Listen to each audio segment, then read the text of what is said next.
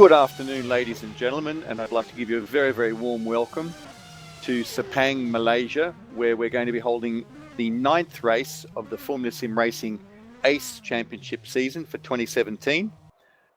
This track was originally scheduled to be Austria in round 6, but due to technical difficulties with the Austria track, we've reverted to a venerable favourite, the Sepang circuit, which surprisingly enough is 18 years old this year. So we're looking forward to a fantastic ACE Championship event today. We've got 14 of the best sim racing drivers on the planet here on the grid. The only guys faster are the World Championship guys. And we're featuring, as always, live world weather. And at the moment, there's a 45% chance of rain. So anything could happen. Qualifying has just begun. So we won't get too distracted with general information. We'll get right into it. But first of all, I'd like to introduce the gentleman who'll be sharing the commentary booth with me today. I'm joined by Ian Breslin. Good afternoon. How are you, Ian? Not great, to be honest, but I'm happy to be here. And also Dave Paling, who I'm sure whose voice will be familiar to many of you from his World Championship commentating. How are you going, Dave? I'm very well, thank you very much. Yeah, I'm here as a little bit of a backup for Ian in case he's not feeling too well. And also to be a bit of a spotter, because we might need it today.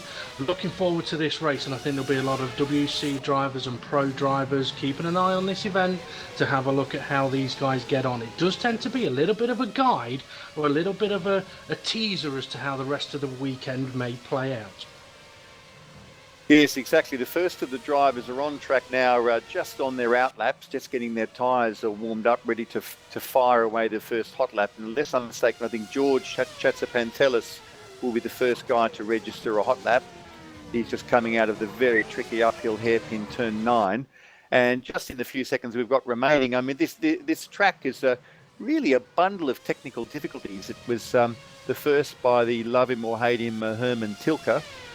And this track presents so many challenges to the drivers as George breaks into the very tricky turn 14, where you're coming in very hot in 6th or 7th, and you've got to brake and turn in at the same time and try to spot the apex. And now he heads down to turn 15, the final corner in the lap, gets the car rotating. It's very easy to get that rotational inertia a bit overheated and lose the rear end now as George starts his first lap. So we'll see how he gets on. Obviously on the option tyres. As George opens his stands with an aggressive entry into the turn 1-2 combination. There's a little bump on the exit of 2 here, which you've just got to have the car perfectly straight when you put the power back down, or the car will spin to the left. Approaching now turn 4, and turn 4 is inspired by turn 2 in Austria, so that's the closest link this track's got to the Austrian circuit that we were going to use for this round. And through the very demanding turn 5-6 combination, this absolutely cooks your tyres in race conditions with a full load of fuel, and drivers will have to manage their throttle input through there if they want to have any chance of tyre life. And then through to the very high speed turn 7-8 combination, and then we're back round now to the turn 9 uphill left hand hairpin. Very hard to spot the apex at turn 10, and then it's pretty much flat here through turns 11 and 12, but you can lose the car if you're not on top of your game. And George has completed 2 sectors. He has been just slightly pipped in sector 2 already by Araf Roslan, but we'll watch the end of George's lap. He's the spot his braking marker there with that side road's a very handy one, and George has lost the rear end slightly. A little bit of a drift coming around that final turn. Yes, indeed, he had to really recover that, and he would have lost a bit of momentum, and there he's up with 134.2. Sorry, Sander Callas has just gone purple, sector 1 with a 24.2. Okay, will be well worth watching. Let's catch the rest of Sander Callas's lap. Sander is the only guy who went into the 132s in practice. The drivers have an hour on the server to practice and get some rubber down and rehearse their quali, and Sander was the quickest. He managed a 132.6 in the warm-up, or rather in the practice session. He's been faster in Sector 1 and in Sector 2 than anybody else so far. So unless something unusual was to happen between now and the end of the lap, presumably he's going to be taking that provisional pole. The full guide is a pretty good guide as to what's happening at the moment. I mean, Sander is being a dominant championship leader. Yeah, he's got quite the lead at the moment of 60 points over Felix van Delft, so that's quite a healthy lead at this stage of the season. Indeed, and Sergi Eras, who's currently in provisional second place in quali, is the guy in third place in the championship. But Sander's certainly having a fantastic season. And that first lap is an absolute monster lap from Sander Callas there. He's half a second ahead of Shaw at the moment. Indeed, and only 300th shy of the PB that he managed in practice. So, wow, that certainly lays a marker down and sets that challenge out there for the other guys. So it not only lays a marker down, he could potentially have enough of a gap to go, right, you know what, I'm just going to fill my car with fuel, do a few laps, get ready for my race. Because I don't think anyone's going to get close to that lap time. Yeah, he's got a full half a second, hasn't he? I mean, I guess the only fear he would have is if the track rubbers in and somebody manages to pull a lap from the guys. Well, that, as we speak, Sanders heading back out again. Because one thing that you definitely want here, you want to be on the front row, because the potential for dramas into turn 1, turn 2 is significant. We were talking off air with Cameron Roger, the race director, about the pro event last year, and there was total carnage into turn 1. Took about 8 cars out.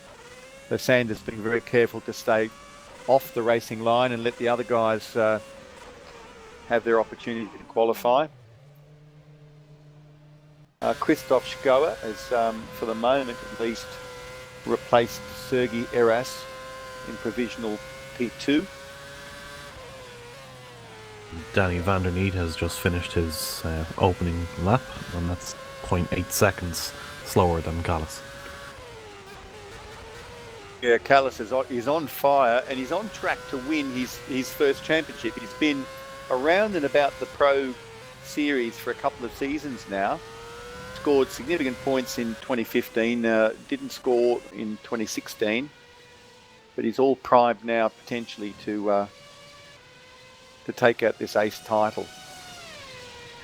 This is race number 9 of 16, so we have 7 races remaining after this one. There's still a lot of racing to occur.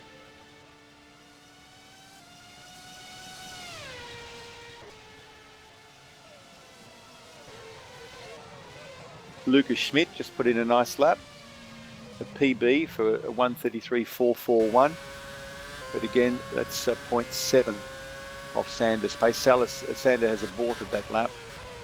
For any of the drivers that are aware, though, Sander Callas is human. He was setting himself up for another flying lap, but went off at the final corner. They're getting ready to start a lap, so he is human. There are mistakes there. A bit of hope for the drivers today.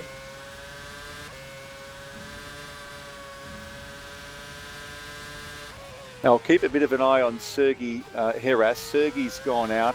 He was provisionally on the front row until a few seconds ago.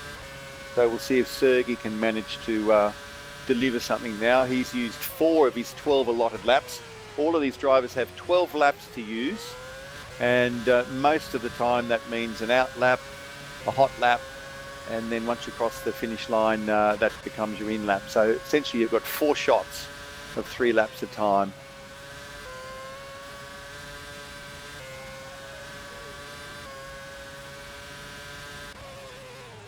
Okay, Sergi has done a PB in Sector 1. And in fact, his Sector 1 is quicker than Christoph Schauer. He's done a PB in Sector 2, 2/10 quicker than Christoph Schauer.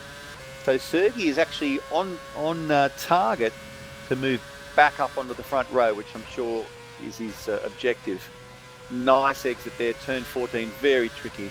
Managed to clip the apex there, which is a lot harder than it sounds, because you are braking, turning, and managing, basically reducing aero loads as you come into that corner. Through nice turn tidy 15, line. Yeah, lovely through there and back on the gas. That was a really lovely exit of 15. And Sergi should manage to jump up. Well, he's jumped Lucas. But hey, he's and there's 1/100th between Sergei and Christoph Schulze. And it was that final sector 3, that cost him. It looked pretty clean to me. Yeah, but it might have been that he was being a little bit too cautious, perhaps, in that last sector and some of those tricky sections. Yeah, interesting point, Ian. I think, yeah, because he clearly had a lovely delta coming into sector 3 and perhaps wanted to take that to the bank rather than keep extending himself. So, yeah, good call.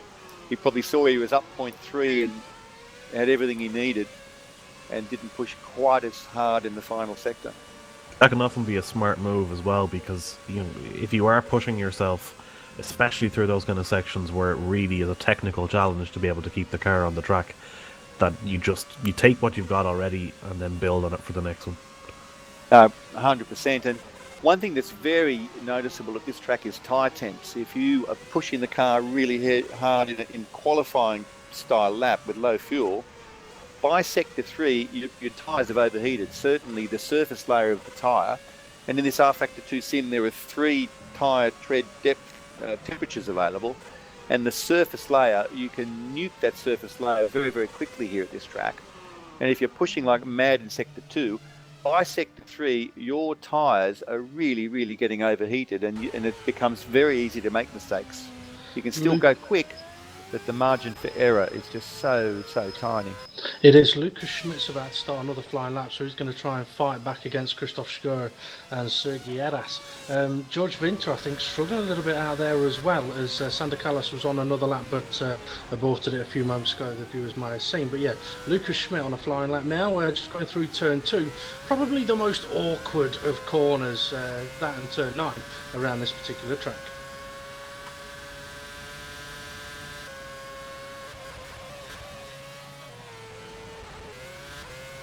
Adam Maguire now starting his first timed lap of the session, and he's the last driver now to have not set a time at this point.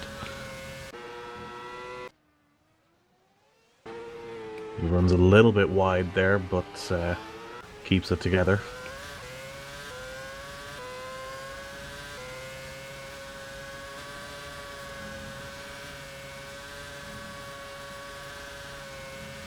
This track, I think, is it's pretty well liked by most drivers. It's personally speaking, I think between this and Turkey, I would have to say that these are Tilke's best track that he's developed. Yeah, I agree with you 100%.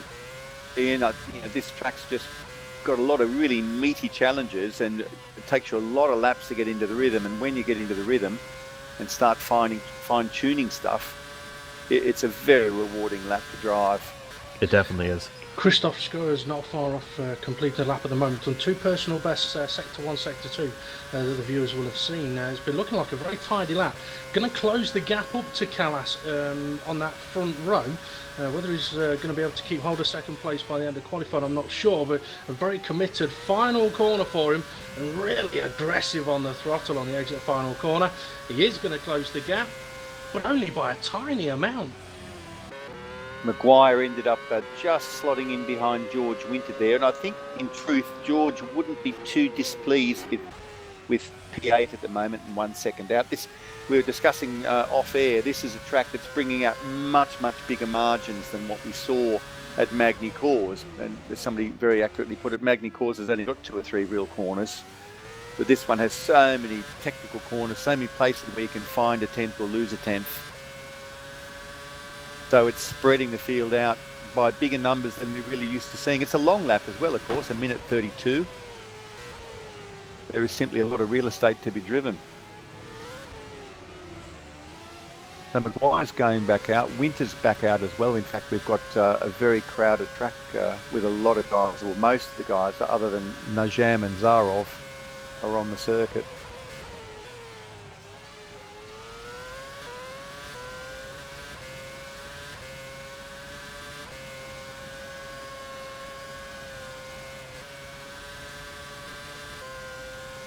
So Schulze, who's probably the man most likely to take it to Sander, he's on his outlap, warming up his tyres, and he's at the same time trying to create a good space to George Winter, who's just up ahead. And this is, of course, one of the skills of qualifying, as Schulze heads up towards the tricky hairpin turn 9. He wants to get his tyres warmed up, but not too shredded.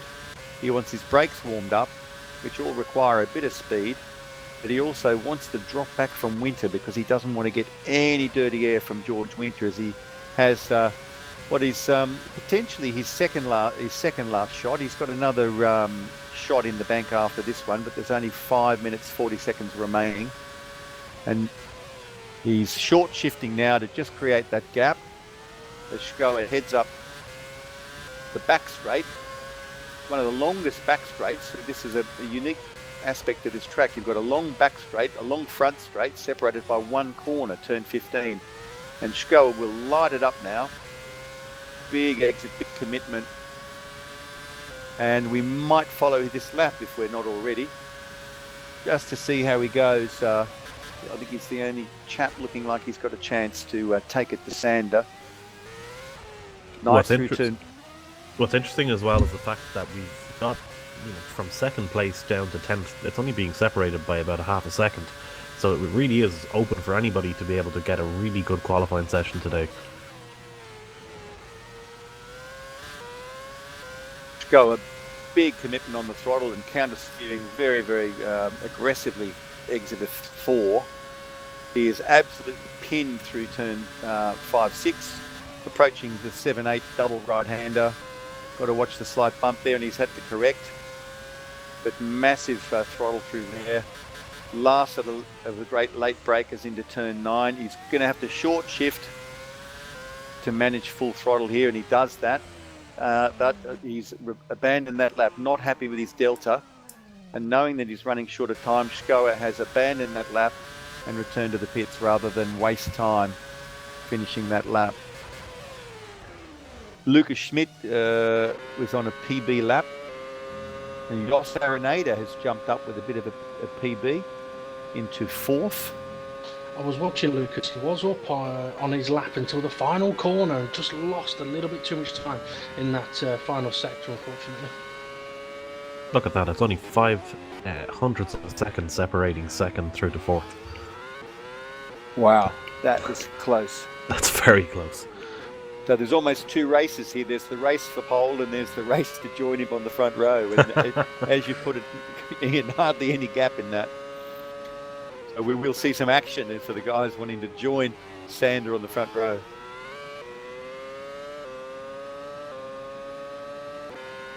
Danny van der Neet has just started a flying lap, currently sitting in 6th place.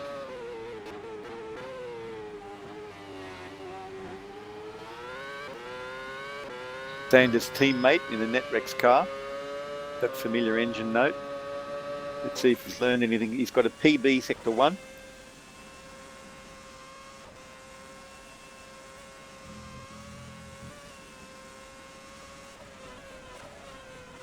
Oh, he's off. Lost it between turn 7 and turn 8, the double right-handers. Pushing it to the limit as you do when you're 6th on the grid. You've got nothing to lose, but that's Danny down for the count now. He doesn't have enough laps left to have another shot. And that's the same for George as well. He'll be stuck with the time that he's got there on the board. Yes, indeed, George Winter 11 of 12.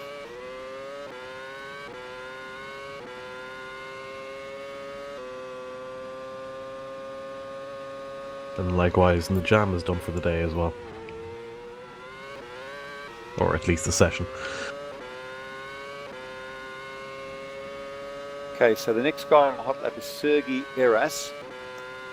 Sergei's just coming around the turn 1, turn 2 combination now. Lots of apex on turn 2, getting the car straight and absolutely gassing it as he goes through the long turn 3, approaching the top of the hill turn 4. Sharp right-hander reminiscent of the Austrian turn 2, and getting the power down. A lot of micro corrections on the wheel, and absolutely pinned. No, backs off 5% through turn 5 and 6. Nice line, very aggressive through the 7-8 double right-hander. And Sergei is looking good. He's on a PB sector 1. That is his best sector 1. That big slide that was spectacular into turn 9. Has he got any tyre temp left to use in his rears? That was incredible. It was like Smokey and the Bandit. So Sergey's lived to fight another day. Fortunately, he's got a lot of aero now to help him through these turn 12-13 combo, because his rear tyres won't be up to much for a minute. And he is really putting it out there. His Sector 2 was not a PB, but he's so close to Christoph Schulze. Will this get him there? Got to keep it tidy through here. It's so tempting. It's such a big braking zone and such a wide corner, but it's a tight corner. As he approaches the line, full power, and he doesn't improve. Just that little mistake coming out of the hairpin, seemingly costing him a lot of tyre temp, and the tyre just didn't have the performance left in them for Sector 3, as we were discussing earlier. Christoph Schauer now is starting another run, and he's up on a personal best in Sector 1 as well. So perhaps he's going to try to cement that second position by increasing his time. Well, indeed. He needs to, because I'm sure Jos Araneda is feeling ambitious. Jos is less than 100, 8 thousandths of a second behind Sergey. So the time is up now, so only drivers who've started their final lap can now complete a lap. Just to let you know as well, Adam Maguire's done a very good Sector 1 time, slightly quicker, oh no, ignore that, he's just had a massive crash. Fabian Roof is also having a decent Sector 1 time. And Christoph Schauer Schauer as well crashed the car. Sorry, Ian. No, that's fine.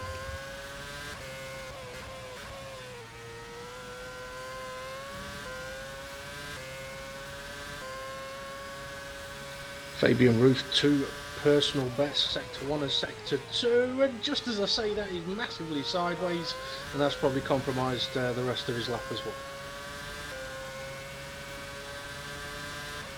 Lucas Schmidt and Jos Araneda have both done their personal bests in Sector 2, but their Sector 1s was not their finest. Fabian's about to cross the line now and gains 1 place, so got a little bit lucky there, but probably feels he could have done a lot more. Lucas Schmidt now is approaching the finish line. Oh wow, he's up onto the front row. Wow. Awesome Sector 3 from Lucas Schmidt. Hats off to that guy. That was mega. Sector 2, Sector 3. Can Jos Araneda challenge? He's the next guy to cross the line. And Jos sits tight, does not manage an improvement. So Lucas won the best of the rest there. Well, look at that. That's a phenomenal tight section all the way back to 5th there from the 2nd place. Magnificent work. And so Lucas was in that whole bunch there with just a tenth or two between them, and he found 0.231 of a second in that final lash. That's a really delivering under pressure there. So excellent job by Sander Callis, excellent job by Lucas, and excellent job by Christoph Schauer. So we'll congratulate the top 3 in quali, and the drivers will now move to a warm-up. And that's our opportunity, I think, for our broadcaster, Peter, to run an advertisement from Thrustmaster, our valued World Championship sponsor and broadcast partner. But congratulations to all drivers.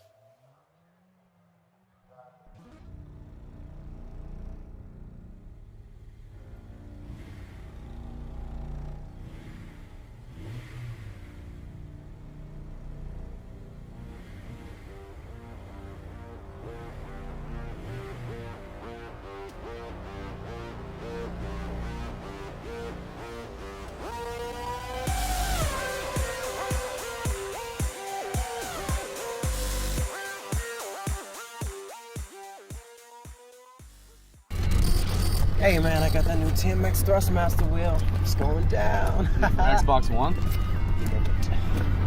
I can't wait to play when I get home. Yo, let me play. Yeah, I mean, after I play first. Yeah. You know, I'll race it for it. Well, I have a hand.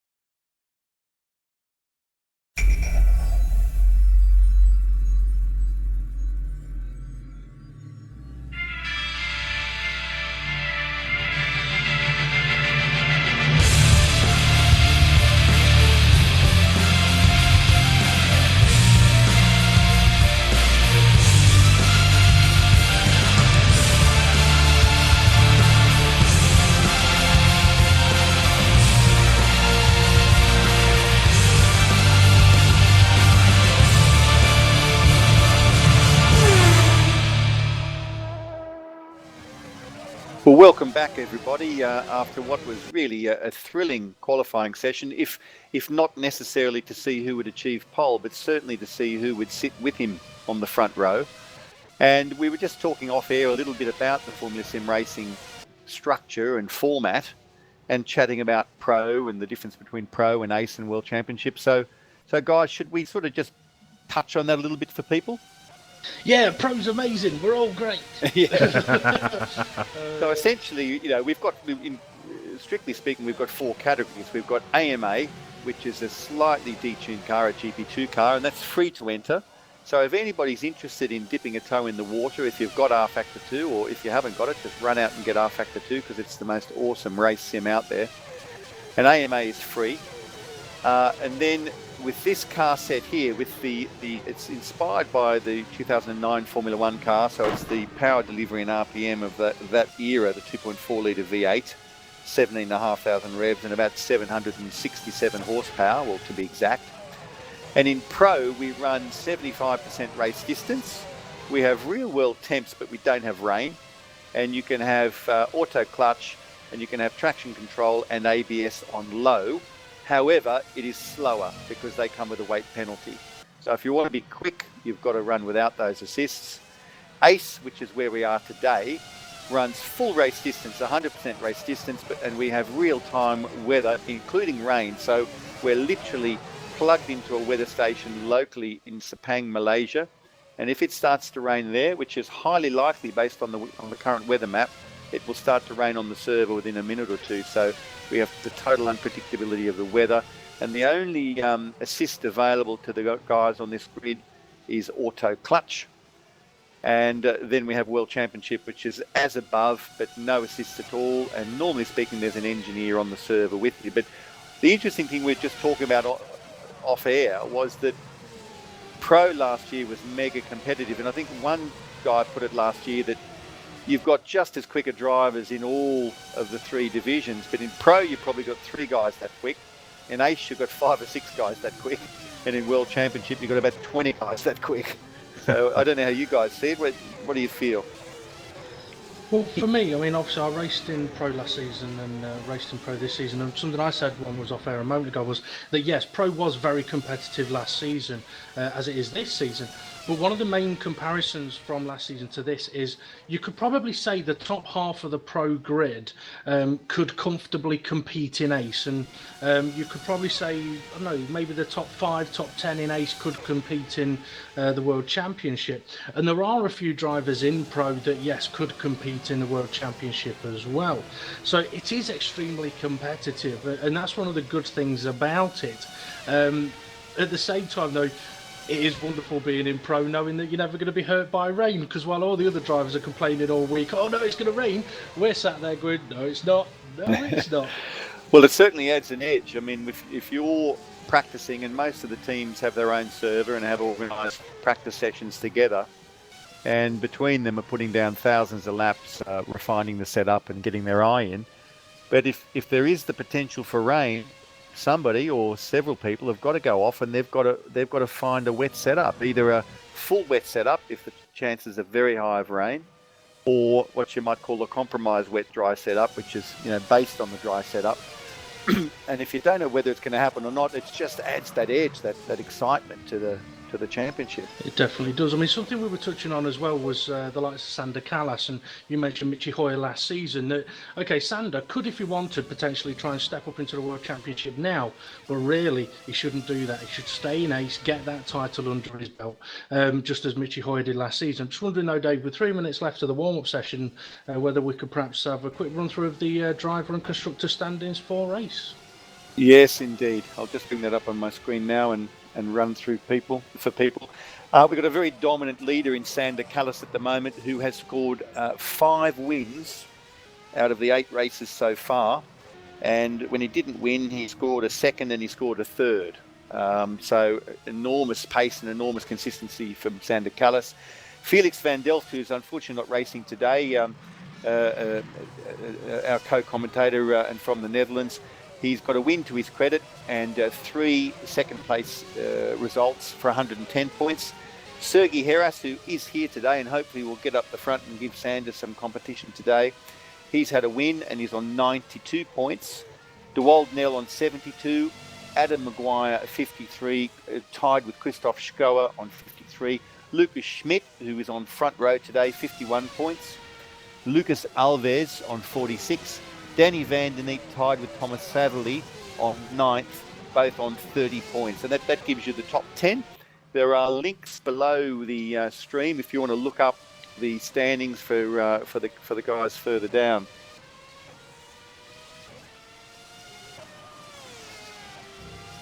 Is it getting darker out there, guys, or is that my imagination? It is getting darker out there. So we'll have a quick look at that. If you want, I'll just quickly thrash out the constructor standings for you. Please do. Okay, so in first place we have NetRex Grand Prix. That's where Sander Callas is racing, no surprise. They're in first place on 200 points. In second, we've got Flag to Flag on 149. In third place, we've got Flag to Flag, Orange Team though, on 134 points. 2 points behind them is Ghost Speed Racing Team. And then in fifth place, we've got the Deltec Racing Team on 85 points. Avid Chronic Racing are in sixth on 74 points, while NetRex are in seventh on 55. Invictus Motorsport are next in line on 45 points, while Invictus Black and Desert Brem GP both have 37 points in 9th place. In 11th, we've got Avid Chronic Racing Blue Team, and they're followed by Ghost Speed Racing, BB Madcape, Avid Chronic Racing Grey Team, Team Horizon, Ghost Speed Engineering, F1 Champs Racing, and the Push Rod Racing Team. Now, guys, I tell you what I think we will see a bit of today, bearing in mind how close the qualifying was at least from second place down to about 8th or 9th, is that a couple of the guys who were just pipped on being outside the top 10, big chance they'll start on primes, because the options have just gone to lunch by about lap 15. We've got 56 laps to do today. And I think for most of these guys, the options are just going to be getting very, very tired by about lap 15, which means the prime runners can start to attack them. So I think we're going to see an interesting bit of overcutting around the first pit stop, where the prime runners run long and perhaps even short fuel for an option stint and have a fast middle. It could all depend on if and when rain comes, because if any prime runners, the rain comes before they make their stop, bonus, especially if those on the options have already pitted. I think in a few moments Peter might want to be playing a short little video. I'm sure he can give us a shout when he's ready to do that. But I mean, Dave, I mean, we Racing Pro, as does I think Ian and our cameraman, but something that these guys are going to have to be thinking about now with their engineers is, what are we going to do if it rains? What fuel are we going to put in? What tyres are we going to go for? Indeed, all big decisions. And one of the great things about Formula Sim Racing in rFactor 2, brought to you by Thrustmaster, is all of these cars are identical in performance. So that's one thing we've got over the real Formula One competition. All of these guys have exactly the same resources, and it is down to the setup, the skill, the strategy. And that's the beautiful thing about it. It is the talent comes to the fore. It's not about money. I might mention there is one grid penalty for somebody who's racing today. Jos Araneda has a 10-place grid penalty, which will put him, I think, down to back a grid, because I don't think he qualified in the top 5. You mentioned earlier on as well that if people want to get involved and try their hand at this particular car, now is probably the best time to be getting into it, because it's actually 50% off on rFactor 2 at the moment on Steam. Well, there's a good reason. And rFactor 2 is a bargain at full price, guys. So at half price, it is madness not to go ahead. It's the only sim that gives you the depth, complexity of a tyre model beyond all others. Are they still doing the demo for rFactor 2? Because I know when I first looked at rFactor 2 a couple of years ago, there was a demo, and that was something I must admit I liked compared to some other simulator that's out there. I can't remember what it was, where you had to pay to have a bit of a go of it. With rFactor 2, there used to be a demo. Is that still the case? It is indeed. I'm just looking at it there now at the moment. So you can have a quick go, see if it suits you. If it doesn't, you can move on to something else. And if it does, there you go, it's 50% off. And this, for any of our viewers, we know we've got a hardy core of regular fans watching Formula Sim racing events, but any new viewers here today or watching this stream in the future, just so you're aware that the core engine of this simulator is the one that most of the real Formula One teams use. They use rFactor Pro, which is created by the same company, and the core simulator engine is the same. So what you're seeing here is the closest you can get to a bunch of people diving into Formula One simulator and putting themselves on the same track. There is no more authentic, more accurate simulation than rFactor 2, and that's why these guys put hundreds of laps in to prove that they are the best guys in the world. Yeah, now just to let the viewers know as well, obviously warm-up session has effectively ended, but I think we're just waiting for one of the drivers to rejoin the lobby. And I mean, rFactor 2, I've tried a few different games of that, and I must admit rFactor 2 has definitely been the one for me that gave the most feel of actually being in control of the car. It's a very immersive, I felt. Yeah, sorry, Ian, go ahead, mate. No, I was just going to say that, compared to a lot of other sim games or even simcade games that are out there, you do feel like you're in total control of the car. It's not like other games where you can get in and play within 5 or 10 minutes and you're used to the mechanics of the car. In this, you got to work at it. But it really rewards your abilities if you put the time in and you try. Definitely. Yeah, indeed. And I mean, I'm a bit of a setup head, and I just love getting on a track and starting to tweak the settings and trying to find those fractions of a second, those hundredths and those tenths of a second where you might be finding it through something as blunt as aero, but you might be finding it through something as obscure as tyre pressures or diff lock. And it's the sort of thing where the top teams will, between them all, spend hundreds of laps. Like most of the World Championship drivers come to a track with more than 200-300 laps under their belt. And half of that is tweaking setups just to find not just the ultimate one-lap pace, which is another way of looking, I suppose, the difference between Pro, ACE and World Championship is the consistency of these guys over a stint. Oh, yeah. I mean, obviously, I know you and me and Felix have done quite a few commentaries on the World Championship, and from day one of me joining the commentary team for the World Championship, the main thing that just blew me away was the consistency of the guys in the top division, because we're talking the gaps between their lap times is 1/10 over the course of 70 laps, and that is where the really, really great drivers really show their worth. And their ability to think about strategic issues while they're lapping at alien pace. Always remember, I engineered for Kuba Brzezinski 2 years ago at Singapore, and he was on the podium, but he was battling to hold back a pretty famous racer called Morgan Moran. And Morgan Moran was 2 places behind him, but showing a lot of ambition.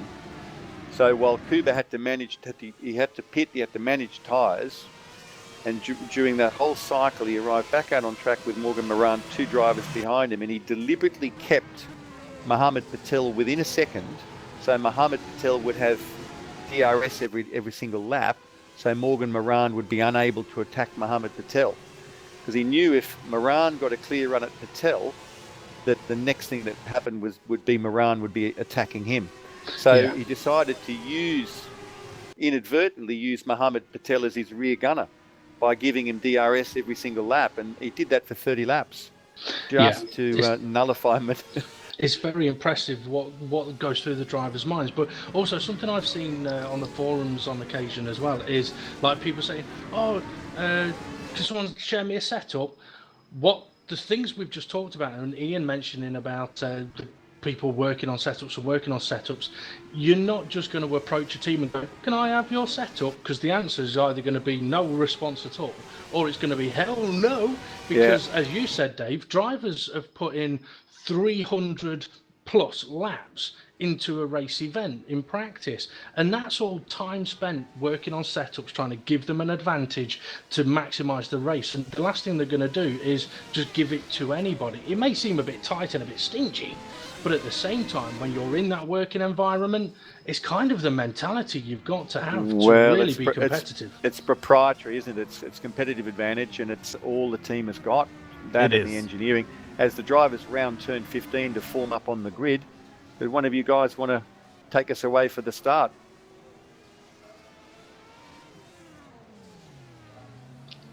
Go on, Ian. Up to you. Well, we've got everybody starting to line up on the grid now, so I'm not entirely certain that we've got enough time to have a run down through everybody. Oh no, you'd have to do that. Well, we've got Sander Callas in first and Lucas Smith in second, and Christoph Schauer right behind them.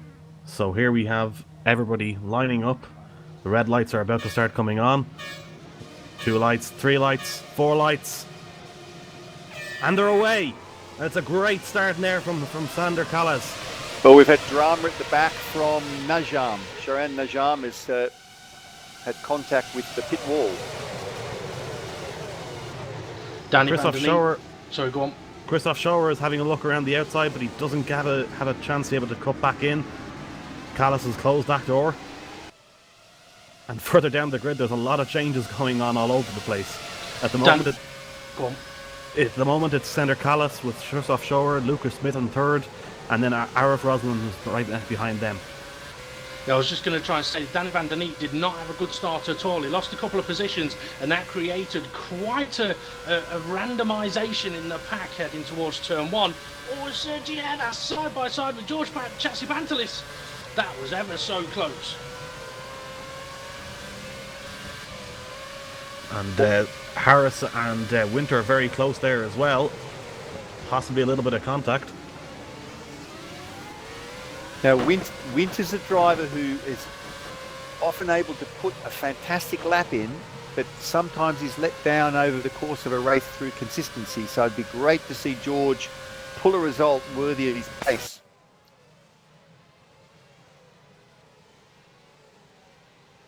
Jos Araneda has had actually quite a good start considering his penalty that he was dealing with. He's up to 10th. Yeah, nice drive from him, and Maguire is right on the back of Nell. Maguire slipstreaming Nell here for P11, just making himself big in the mirrors. He's not going to get a great exit from that acute angle. So Callas has pulled 1.2 seconds on lap 1. George Winter going for the move on Chatsipantelis into turn 1. He's a brave man, brave man. Might get him on the cutback here. We'll have to wait for possibly coming down to the next turn. That was a lovely strategic attempt at an over and under. Oh, he's attacking him into turn 4 now. Oh, Pantelis very late on the brakes there. Managed to keep it. I'm impressed with the cool head that George is showing. Yeah, he's really, when he's attacking there, he's leaving the door open for himself on the next turn as well. He's never really giving himself no further options after the move. Bit of info for you. Dmitry Zarahov had a massive crash. He's now got no front wing. He was involved in a collision with Van der Wiede, I believe. He also has no front wing. Yeah, we might be able to see a replay of that coming up on the screen by our broadcaster, Peter Schulze.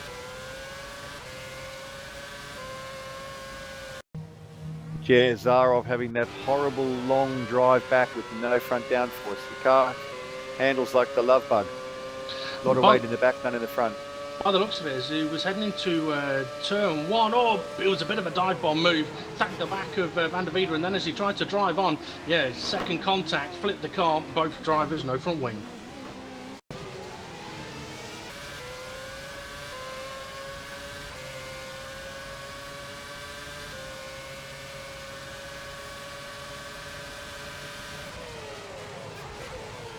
So all the drivers down to P8 staying in close contact within 7 seconds of the leader, and within 5.5 seconds of P2 Christoph Schulze. You know, I said at the start, Danny van der Link did not have a great start to the race. It looks like he's had a drive-through penalty as well, which he has just served. He's come back out in 12th place. Well, it's a frustrating start to the afternoon. He's got 54 laps left to get the job done. Now the cars will be feeling pretty good at this point in time because, of course, with the option tyre, the guys won't be running much more than 60 litres if they're planning on about a 15-lap stint on the option. Total fuel consumption for this race around about 216 litres, including formation lap, 3.8 litres a lap. So fuel's burning off not much shy of 4 kilos per lap. After that initial first lap from Callis, where he opened the gap up to 1.2 seconds, it's staying relatively consistent to that at 1.6, so he hasn't been able to open it up as much as he did in the first lap. So he's not running away with it entirely yet. You know what he might be doing, Ian? He might be managing tyres, because these options here at Sepang, you can absolutely slaughter these tyres in Sector 2, and he might be deciding, well, now I'm going to manage that gap now because I want to be the last guy to pit. That's a very good point. I'm just going to ride on board with him for a moment, look at his throttle inputs and just see how smooth he's being. Because yeah, he was a quarter of a second slower that lap than his previous lap. George Winter is under some serious pressure now from Sergi Harris. Just under a second between the two of them. Well, you say that, but George Winter's actually catching up the other George just ahead of him. Well, George had a really good look at George Chatsapancelis. say that 3 times quickly. Had a really good look at George, the other George, on lap 2, that we were complimenting the maturity of his approach, that he didn't make any big risks. And you know, he might be in that comfortable place. He might be in that comfortable place where he's saying, well, you know what, I think I've got the pace on this guy, so I'm just going to let it come to me a little bit and not do anything too hasty. Yeah. And George is just as close as he was a lap ago to the lead. He's 6.3 seconds away from the lead, so he's seeing a nice tight group in front of him. He's hanging onto the back of them without too much trouble, and he might be just playing the long game, which would be a really good thing to see. Jos Arenado's under pressure from Adam Maguire, though. He's going to make a move down into the final corner. Yes, he is. Side by side, they go. Adam Maguire up the inside into the final corner, gets the move done, and you'll be glad there's no DRS, otherwise he'd get attacked back towards turn 1. That was a great move there from Maguire. Yeah, fantastic control there in turn 15. So it's not entirely easy to pass on this particular track, but it's certainly it's been a lot improved by the changes to the mod that were made just before the last race to both the slipstream effect and the dirty air effect. Yeah, indeed. It was just very, very awkward to follow anywhere near another car before.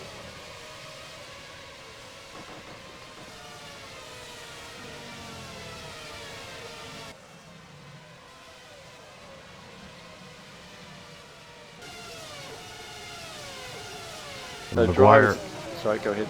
No, I was just going to say that Maguire, he's really not waiting around either. He's really putting the pressure on Fabian Ruth there as well.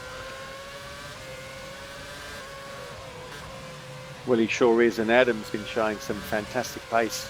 Oh, big tank slapper there, exit of I suspect 12, we'll see another move on him now just before the end of this straight. Oh, he's not even waiting for that. He's going to have him right under that rear wing. Tiny bit of extra speed. He knows he can brake late. Ruth is not giving it up easily. Describes discretion is a better part of valor. Can Ruth come back using the slipstream? Maguire gets a fantastic exit out of 15, doesn't he? But Ruth is coming back with top speed. Jos Arenada has made a pit stop as well. I'm not entirely certain what the reasoning for that is. Oh, it looks like he might be just doing a drive-through. Yeah, it looks like it. Did he have a penalty, or is that...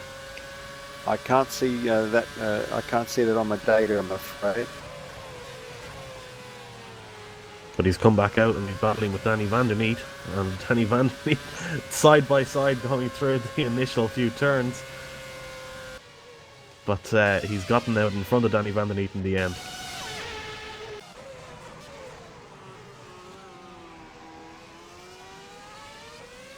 Well, fastest lap of the race so far has been done by Sander Callas with a 1:34.748, but I'm interested to see what Maguire's going to be able to do now. He's had a lap with a little bit of clear air, but he is going to be pushing hard. Next fastest lap is Christoph Schoer, no surprise, in second place on a 1:35.2. Actually, I'm wrong, it was Maguire with a 35.0. Yes, Sander went purple on Sector 1 then, so for some reason Sander Callas, the leader, has lifted his pace a bit, certainly in Sector 1.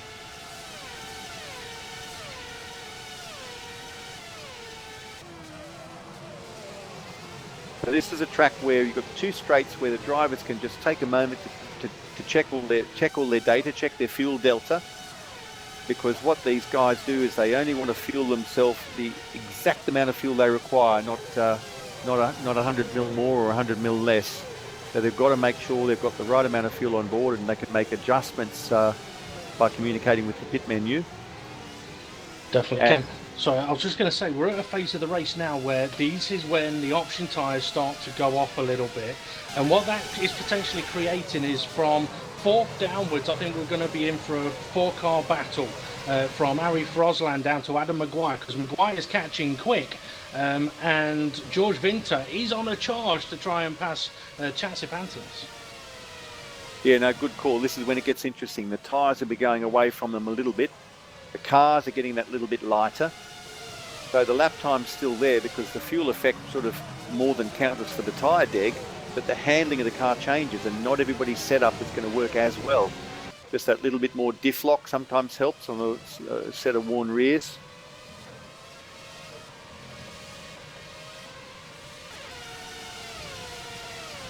So the guys are pushing as hard as they can at the moment to consolidate their position or to attack the car in front. Sergei Eras is actually getting quite close on the tail of George Winter. Yeah, we're seeing quite a nice little four-way battle happening there with Adam Maguire really pushing hard to catch up with him as well. So it's almost a six-way battle now for fourth place. Things are going to start to compress and get pretty exciting before the guys peel off for their first pit stop. Quite a long pit lane here. I did a quick test today, and on my money it's about 25 seconds. And by comparison, last race a fortnight ago at Magny Corps, it was 18 seconds in the pit lane. So that has a big impact on your strategy choice. You know, if you're going to make an extra stop, you really need a lot of out of those extra tyres or that lower fuel load to pay for itself.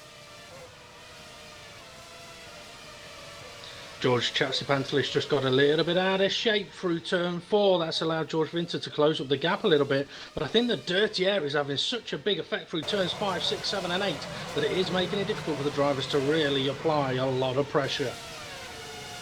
Yes, it seems so far that the place to attack is to get yourself beautifully set up with a lovely exit from 14, that tricky final right-hander onto the back straight, and give yourself an attacking position into turn 15. They seem to have been the most successful moves lately.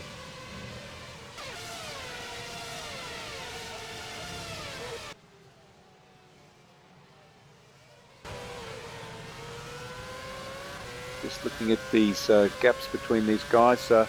Eras on Winter and Maguire on Eras are probably the two closest ones at the moment. And as I say, that Eras gets pretty much within sniffing distance of Winter on the exit of 15, and Winter has a little bit of an oversteer moment. Very difficult to judge there because you see the corner open out, but it's still so tight. It's visually deceptive because it's very wide there. Part of the Tilke design ethos was really wide braking zones to allow attacking. So you come into that corner and you see the exit and you think you've turned around the corner, but it is still so tight. And you've got this rotational inertia. You've flung the engine and gearbox out to the right, and until you get it back in line, you've just got to be so careful with the throttle. Yeah, there's so many of the turns here that have the apex hidden around the corner where you don't expect it to be, that you really need to kind of be conscious of that, especially when you're making an attacking move, that you don't put yourself too out of shape, just as for the exit, because they can come back right at you again. They can. We've had a question on YouTube, guys. Somebody asking, have there been any improvements to the dirty air in FSR? So Najim has retired from some form of incident. We might just go to a replay here now to have a look and see what that was. Well, got on the exit curb for the final corner, straight on into the barrier. And that's what we were talking about. That turn 15, so deceptive. You get the car pointed in, but he's sort of drifting a little, back on the gas, and game over. Maguire's ever so close to Sergi Eras now. Oh, but up ahead, Chassis Pantelis being attacked by George Vinter into the final corner. It's coming alive now, guys. But yeah, somebody did ask about dirty air. I do know that it was improved, I think, for the last race, I believe. Yes, indeed. There was a slight tweak made to the mod because dirty air was just a bit too heavy. It was just making it impossible really to get close and to follow another car. So there was a very slight decrease in the amount of dirty air and a very slight increase to the amount of slipstream. Now, Winter, big attack on Chassis Pantelis. But again, George decides discretion is the better part of valour. And you know what? Over the next 2 or 3 laps, if leading George Chassis Pantelis, if his tyres are starting to go off a bit, and I think his tyres are going off, George can smell blood in the water, but he's showing a lot of patience. He's deciding, I don't have to attack him now. This is going to come to me if I keep going fast and keep looking after my tyres. We're getting back to the dirty air concept. So it's made chasing and attacking that little bit easier. It's tilted the balance a little bit towards the attacking car, which is kind of needed to happen. But I do smile a bit inwardly because people say, oh no, we don't want DRS, that's too artificial. Let's just reduce the amount of dirty air and let's increase the slipstream. That's real racing. But Maguire's on the move. He's on the move now on Hadas. It's so close to the back. Oh, going for the tight gap. Oh, I think he breathed in a little bit more, and now he's throwing it up the inside. That was a little bit risky. He knew he had to take that inside line, because if he was trying to take the outside line, it would have just ended up resulting in Harris being able to take him on the inside through the corner. So that was brave stuff. But Harris is having a lot of luck on back now. Positioning himself on the outside, trying to position himself for the inside of the next turn. But he's just a little bit too far back. Oh, very close. But Maguire has the move done, and he can move on now to the next target of George Winter. But Harris still isn't giving up. Just having a little look on the inside there. But it was just a little bit too far back from. And he's going to need to lift as they go through 5, 6. I must say, Harris's car is looking very planted underneath him, and I wouldn't mind speculating that over the next handful of laps he might come back into play again, although Maguire is certainly doing a fantastic job of moving up into this massive battle and working his way through, like taking little steps on a step ladder. I have to wonder if Maguire may be running on some sort of slightly different strategy than other people, because he just seems to have so much more pace than the others out there. Maybe he's on a shorter fuel load, perhaps.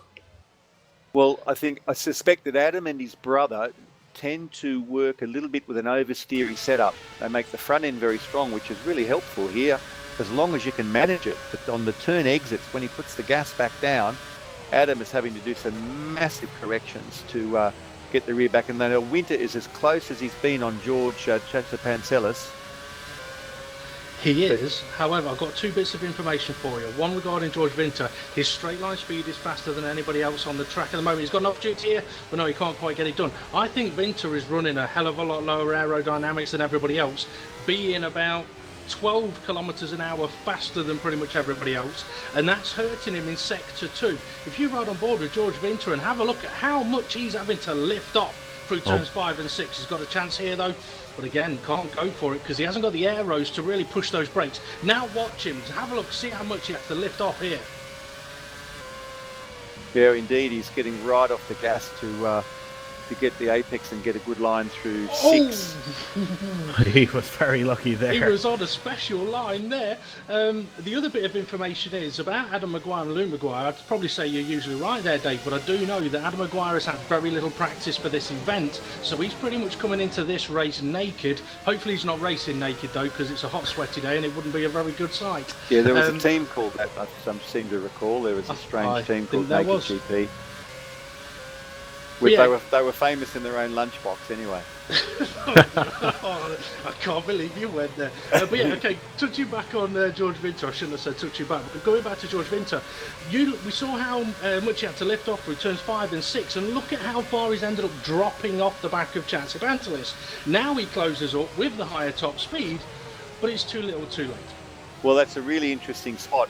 Great observation, Dave, and I think it's very interesting for the viewers to understand that, you know, top speed's great, but the right amount of aero is going to get you on their gearbox to begin with.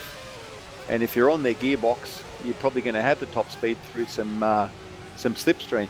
But George must be just looking at Chatsapantelis here. His car's drifting through turns 1 and turn 2, thinking, I just need to get my nose in front of him and I can consolidate this.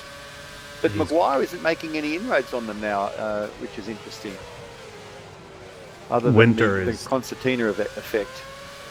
Winter's just crawling all over the back of Pantelis now at the moment. He is just harrying him all through the first sector, really. Now, of course, as his tyres start to go away, he's going to be hurting more through sector 2. Maguire's on him. Maguire's on Winter. I thought he may have a little bit of a sneaky look. I am having a look into something else. I'll bring to you guys in a few moments' time. Just some interesting bit of information for you. So Maguire's probably going to have a much more difficult time trying to get by Winter than anybody else that he's passed so far, because everybody else he's been passing at the end of the second to last back straight. So he doesn't have the top speed that Winter has, but he gets into that slipstream. He may have a chance. Yeah, that's one thing George Winter can defend on these straights, can't he? Oh, and Chatsapantelis is pitting. They're both pitting, Maguire and Chatsapantelis, after 12 laps, both entering pit lane. That is an early stop. I thought we'd see 15 laps, so very, very interesting. Early pit stop. And they've collided with each other. Oh, goodness gracious me. And that is Maguire has run into the back of Chatsapantelis in Maguire the pit lane. Okay, we're going to see a replay of that now. Maguire from Go Speed Racing runs into the back of his teammate, George Chatsapantelis, with a misjudgment of where their pit boxes were. Terrible shame. That is Maguire out. That is a real shame.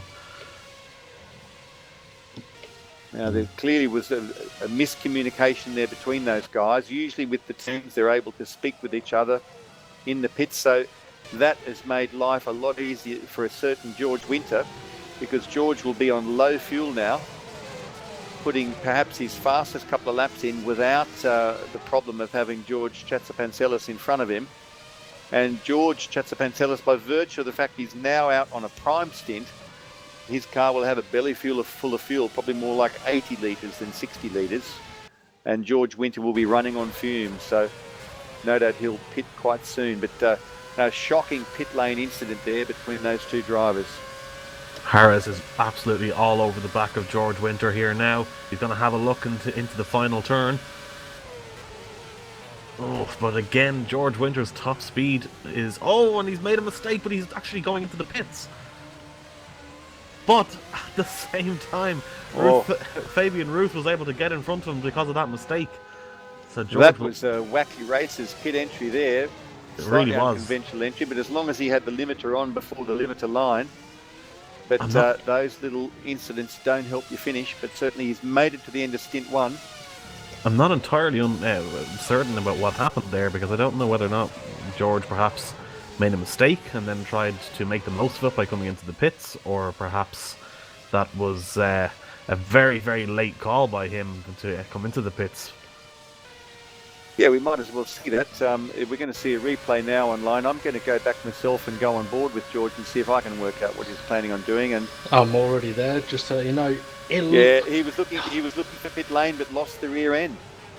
That's what happened. He was looking for pit lane, but just lost the rear of the car.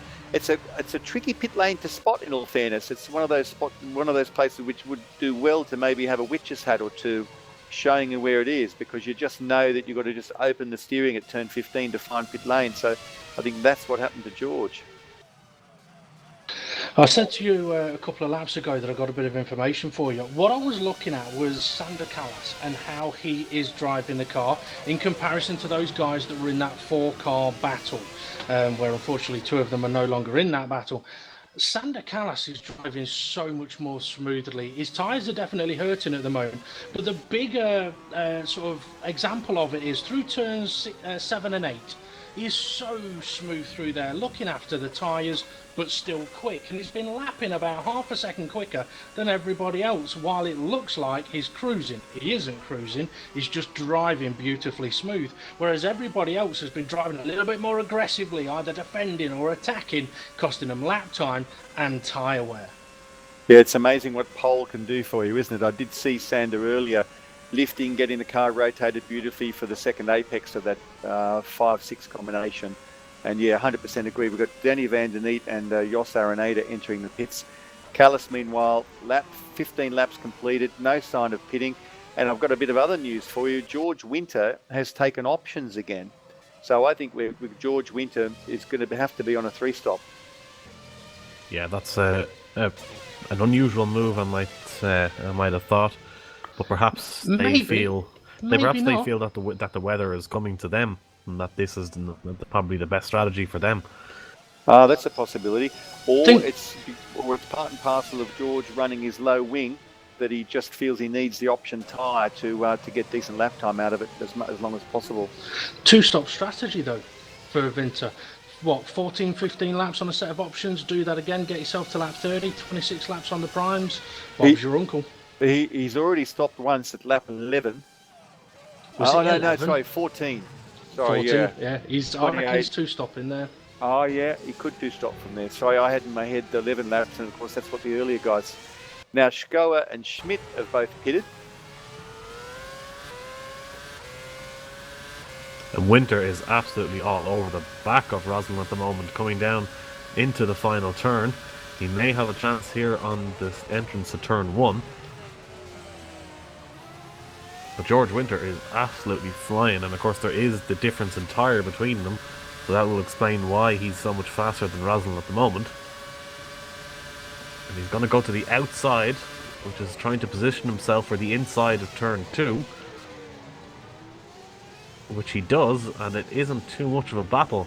And I think Rosalind really was able to recognise that the speed difference between the two of them on the 2 different tyres, it was just too much for him to be able to try and defend against. And very good that George Winter managed to get that done, because what he's got to do is get his nose into clear air and make these options work for him. Absolutely. Some information for you as well. George Chatzipantelis obviously was battling with George Winter.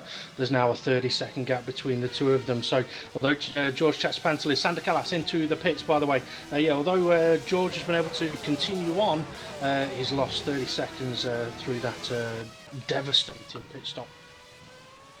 Impressive stint by Callas. Not just the pace, but to run 16 laps at that pace. And it was like clockwork. He was mid 135 so all the way through. Final lap was a 135.967, but that was his in lap. So fantastic stint by Sander. Harris has also stopped as well this lap. And it'll be interesting to see what tyre strategy both of these drivers are going with. It seems to be both on the harder of the 2 compounds. Yep, Heras is on primes. Callas is on primes. This is close though, Winter and Eras. Eras comes out right ahead of George Winter, and Winter on the option tyre. He cannot get held up by Sergi Eras here. And hopefully for Winter, Sergi's going to be running a much higher fuel load. He's going to attack him straight away up to turn 4. Sergi late on the brakes now. George with a switchback. Is he going to go all the way around the outside? He's going to try it. Go on, son. Use those low wings, and he does. Beautiful move and a much needed move. And he's certainly got those option tyres up to temp now, if they weren't before. But beautiful driving from George and exactly what he needs to do. Of course, Eras, this will be interesting because Eras in 3 or 4 laps, these primes are going to come in. His fuel load will drop a bit. It won't be as low as Winter's, but he may not drop far back off the back of him. He won't. Just to let you know as well, Fabian Ruth is very close to the back of Arif Roslan as Ruth gets a little bit sideways, and that's Ruth on options, Roslan on primes, so Ruth needs to make some moves pretty quick. Now, meantime, Lucas Schmidt is asserting himself nicely in this race. He's utilised that great qualifying position. In fact, he lost his P2 into turn 1, didn't he, to Christoph Schoer? He did. But certainly he's hanging on with a very strong-looking 3rd place at this point in time.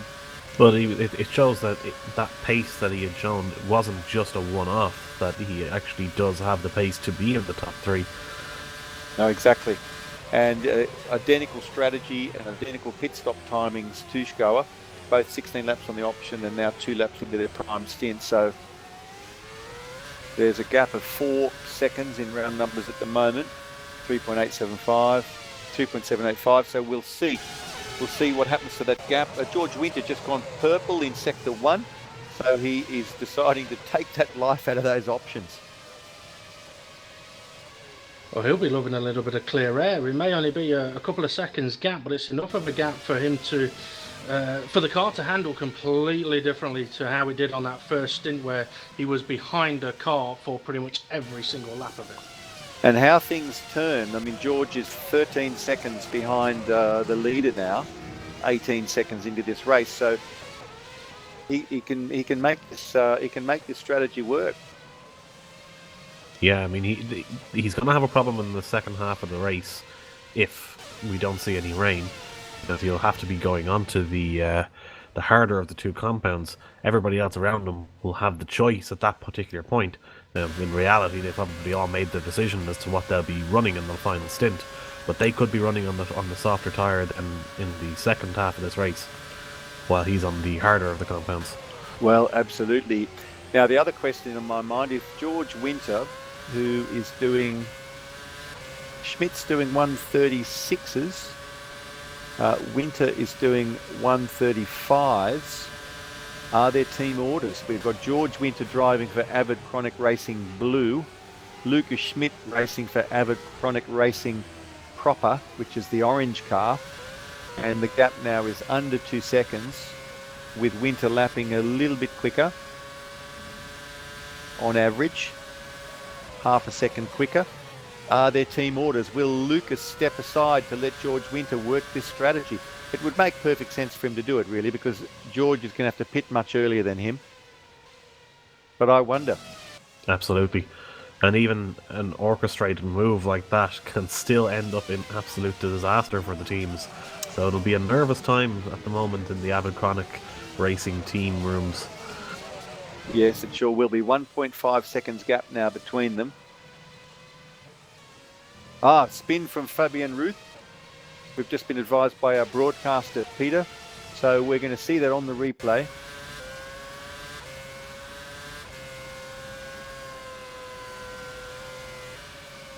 And it's the exit of the double right-hander, turn 7 and turn 8. He's just drifted that little bit wide, got the left rear out onto the curb and had a complete spin. Hasn't hit anything hard, fortunately. There's a bit of a bump there. This entire track is built on what used to be a swamp, so there's been a fair bit of subsidence since the build of the track, but there is a bump there just before the apex of that second right-hander turn 8, and you've just got to allow for that, for a tiny bit of a correction as you exit. But he's back, still got 4 wheels on his wagon and still moving forward. And in 7th place, so things could be worse. Although Dewald Nell in 8th is now closing a little bit on Ruth, and Ruth's tyres would have copped a bit of a battering. maybe not necessarily a flat spot, but certainly some overheating from that spin. The thing is, for DeWald now, if he's on the prime tyre, which I believe he is, he'll be very happy seeing Fabian Ruth make a mistake and be right in front of him. He'll see he's on option tyres, and DeWald will be thinking, that's fine for me, because if I can stay with you now, I'm going to beat you later. I want to quickly touch on, you were talking about team orders, guys, between Schmidt and Winter as to whether there would be any. You know what? I think they should. Some people might not like me saying that, especially my team boss, but if they want Schmidt or Winter to catch Goa, then they would have to. Because if Winter can get past Schmidt and go and harass Goa, it gives Schmidt a chance later on. Well, absolutely it would. And the other thing is that Winter's potentially going to give Schmidt a bit of a tow on the straights with his high top speed and his low wing setup. And realistically, where they are at the moment with Schmidt on primes in third, Winter on options in fourth, Winter is not going to finish this race ahead of Lucas Schmidt. So Schmidt can let him through. Winter's going to have to pit before him and has yet to take his medicine and drive on the harder and the slower of the two tyres. So Schmidt can let him go. He knows he's got him covered even if he does so. So yeah, it makes perfect sense to let him through. It's pretty much a no-brainer really for a strategy call. Tell that to Sergio Perez. Yes, indeed. Oh, goodness gracious. Talk about tripping over themselves. Digressing to real-world Formula One. They could have been 1-2 in that darn racing back. They could have. Just to point out now that Dwaldnell has come into the pits there. I don't know if he actually stopped or not. I will have a look. That's an unusual time for him to pit. He'd only done 5 laps on those prime tyres. I'll go back and see what he was doing. Maybe it was a drive-through. If so, the game-sponsored marshals, the automatic marshals, it was a drive-through penalty. So De Waal has scored a drive-through and just served it. Oh. So it sounds like the rFactor 2 marshalling team are really on their toes. Sorry for my little outburst there. George Winter was close enough to basically shout at Schmidt and say, let me through, but he made a mistake through turns 11 and 12, or 12 and 13, which has compromised him, and now he may not be close enough to sort of say, come on, let me through. He's on his favourite part now, the long, straight, fast part, so, but yeah, Schmidt's car is not a slow car.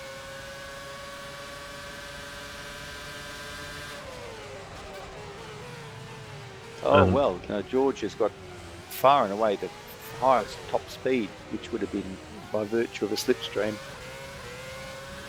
But the thing is, even if Lucas Schmidt wants to cooperate, he won't want to do a big lift. Lucas is in a real battle here, not just for the podium, but Lucas potentially could be looking at P2 because Showa is not doing anything to this gap to Schmidt. It's 3 seconds and 3 seconds only, with 44 laps to go. Well, I'll tell you what's particularly interesting as well is that both of these drivers are catching up to Christoph Schoer at the moment. Well, interesting. Christoph did just have about half a lap behind a back marker, which cost him a little bit of time, so we'll see if that gap increases again. But, I mean, Winter and Schmidt, they can't afford to get into any kind of battle, because if they do, they lose. It's as simple as that. And they both lose. Needs to be done very, very smoothly, if at all. But of course, George Winter now is at a point where he's going to be suffering a little bit from the dirty air from Lucas Schmidt. That looked like a better exit of 14 from Winter, and maybe he's now going to be close enough to the gearbox of Schmidt at the exit of 15 to make a nice clean pass on the pit straight, which doesn't compromise Schmidt's lap time. And I think that might be what they're going to achieve. Zarov pitting, by the way. Here we go, Winter's close enough now. I can't imagine Schmidt's going to defend it, and he doesn't. Leaves the door wide open. Winter goes through. I was going to quickly point out as well that obviously there's no obligation for Lucas Schmidt to let George Winter through, and admittedly he hasn't let him through. George was faster on the straight and made the move, and that's something I was going to touch on, that he doesn't have to let him through, but for Lucas, he could have just driven on the racing line and gone, okay, well, if you're fast enough on a straight to go past, I won't defend you. And that's not quite the same as letting somebody through. Yes, indeed. There are ways to cooperate versus fight aggressively, I guess. And Lucas could have certainly made it harder.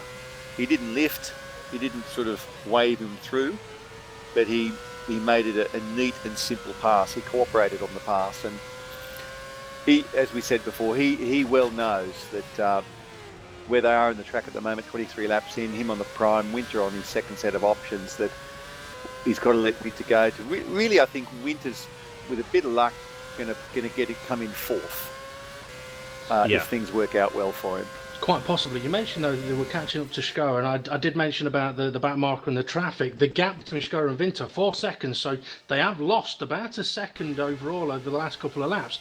Problem now for George Winter is his option tyres are going to be pretty much knackered, so he's got to be careful of Schmidt now being quicker than he is. Yeah. Winter's 9 laps into his options. His opening stint, he ran 14. And was happily doing low 136s. He's really got his first taste of clear air again now, because he's been battling to get past Lucas Schmidt and perhaps costing himself a bit of tyre temp and a bit of tyre life. And if we see him slot back into the 135s, it means he's still got good pace. He certainly should have another 5 laps left on these tyres. Well, I mean, the question becomes, at what point do the harder tyres become that little bit faster than the worn option tyres? Well, I reckon, Ian, if you're on equal fuel load, it's probably after about 5 laps, but you're not, because if you start off at the same time, you're carrying more fuel on the prime, so it probably pushes it out to about lap 10, where the option sort of falls off the cliff, and that more than compensates for the fact the prime runner's got more fuel on board. Yeah, and that's exactly the point that George Winter's at now as well. So I think he may be at the end of his fastest stage of the race on these tyres. Yeah, well, I'll keep an eye on that around his next lap. Well, completed. Some information to kind of collaborate or corroborate what you were saying there.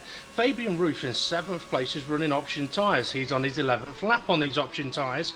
He's being caught a little bit by Jos Araneda in 8th place, but he's also got Danny Van Den Eet only a couple or a second and a half behind him. So we're potentially got a 3-way battle for 7th place going on, where we've got 1 driver on options and 2 on their primes, and things could switch about in a few laps' time. I'll keep an eye on that for you.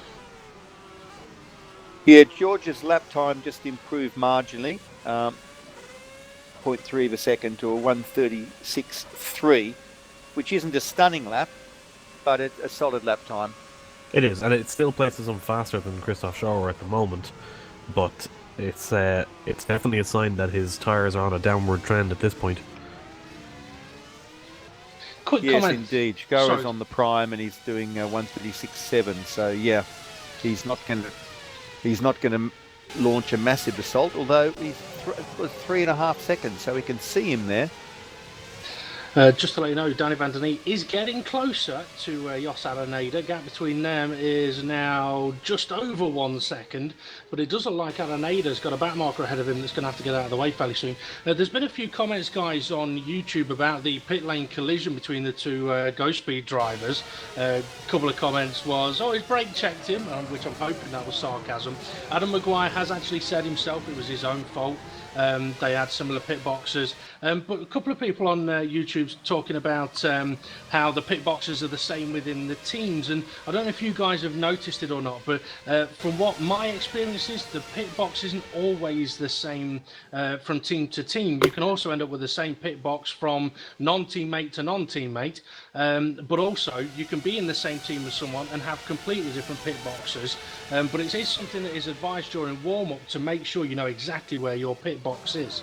Yeah, and I mean, even I think it was in possibly the first race of the season this year in my team that we had one of our drivers came in to make a stop, and he was right behind the driver in front who was also making a stop, and it turned out they were both sharing the exact same pit box. So it is something that we have to be considerate of. Yeah, when it happens, it's horrendous, and the nicest thing of all is to be probably a guy who's running a strategy slightly different to other people. So when you follow somebody down the pit lane, you're just thinking, oh goodness, where's he going to turn off? Where's he going to box? Exactly. What happened to me in China a couple of seasons ago was I was exiting pit lane, pulled into the fast lane, and still on the limiter, cruising down the fast lane. Looked down to check. I think I was selecting the tyres for the next pit stop or something, and then there was this almighty crash, and I'd run into the back of somebody who was slowing to box. And whereas I assumed we were in the second half of the pit lane, I thought, oh, he's boxed as well, and we're both heading towards the racetrack. But no, he slowed to box, and I ran into him. So a lot can happen in pit lane. So George Winter is now matching times with Showa with a 36.5. Schmidt is running a 36.7, so it's a good thing that Schmidt sort of let him go. There's a second and a bit between them now. 1.2.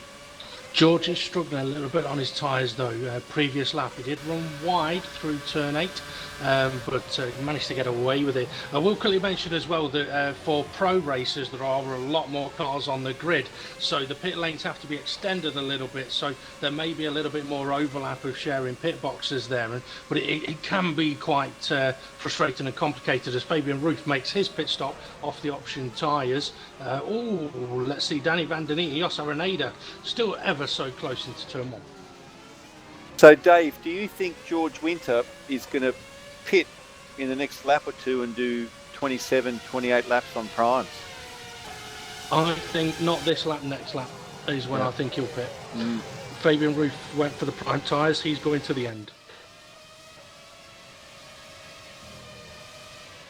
Yeah, Also, it's interesting. sorry. It's a big belly full of fuel It to is. do that many laps. Fabian came out of the pits with George Chatsapantelis just ahead of him. George on his recovery drive is going to have another pit stop to make. You're right with about the big belly full of fuel. I mean, I've got a big belly myself, and it doesn't help when you're topped up with a bit of go-go juice as well. But I've got to say, I think fuel loads is probably what has a more damaging effect on your lap times compared to tyre wear, really, because you can be lapping on very old tyres, low fuel, but as soon as you go and fill that tank up... Winter pitting, sorry to interrupt you, Dave. Winter pitting as we speak. It's 106 litres worth of fuel to do 28 laps. So we're going to know in a moment. I won't be surprised if he runs options again. And you know what? He is. George is running options again. Well, that's a 3-stop strategy then. Yep, because he doesn't like the prime on that low wing setup. He's going to have to go out, go fast again. So, which might cost him. It'll probably cost him a couple of positions on track, but it may be a more enjoyable race for him though. Well, you know what's going to happen to a lot of guys over the next couple of laps. They're going to come out with a car with, as David proposed, 106 litres, 104 litres of fuel and primes. Now, for my money, that's a 2 seconds a lap slower car than George Winter's. So he should be able to pick them off like flies, and has to. He's got it's the sprint versus the stayer. But he's on lovely fresh options now, and he needs to go like mad. Yeah, he's got to stop again and sacrifice 25 seconds for his prime run. He's basically got 2 cars in front of him now that he's going to need to pass in Danny Van Der Neat and Jos Araneda. And then once he has those 2 cleared, he'll have 10 seconds of air between him and the next driver. So he should as well be able to make the most of those tyres without needing to grind his way through people in the grid.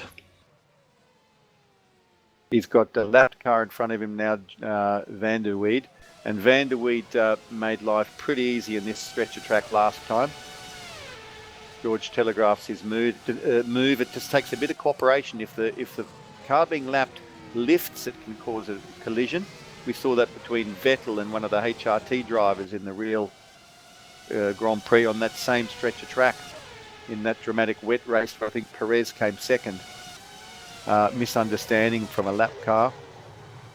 So what you've got to do is you've got to keep your foot down but sort of short shift slightly.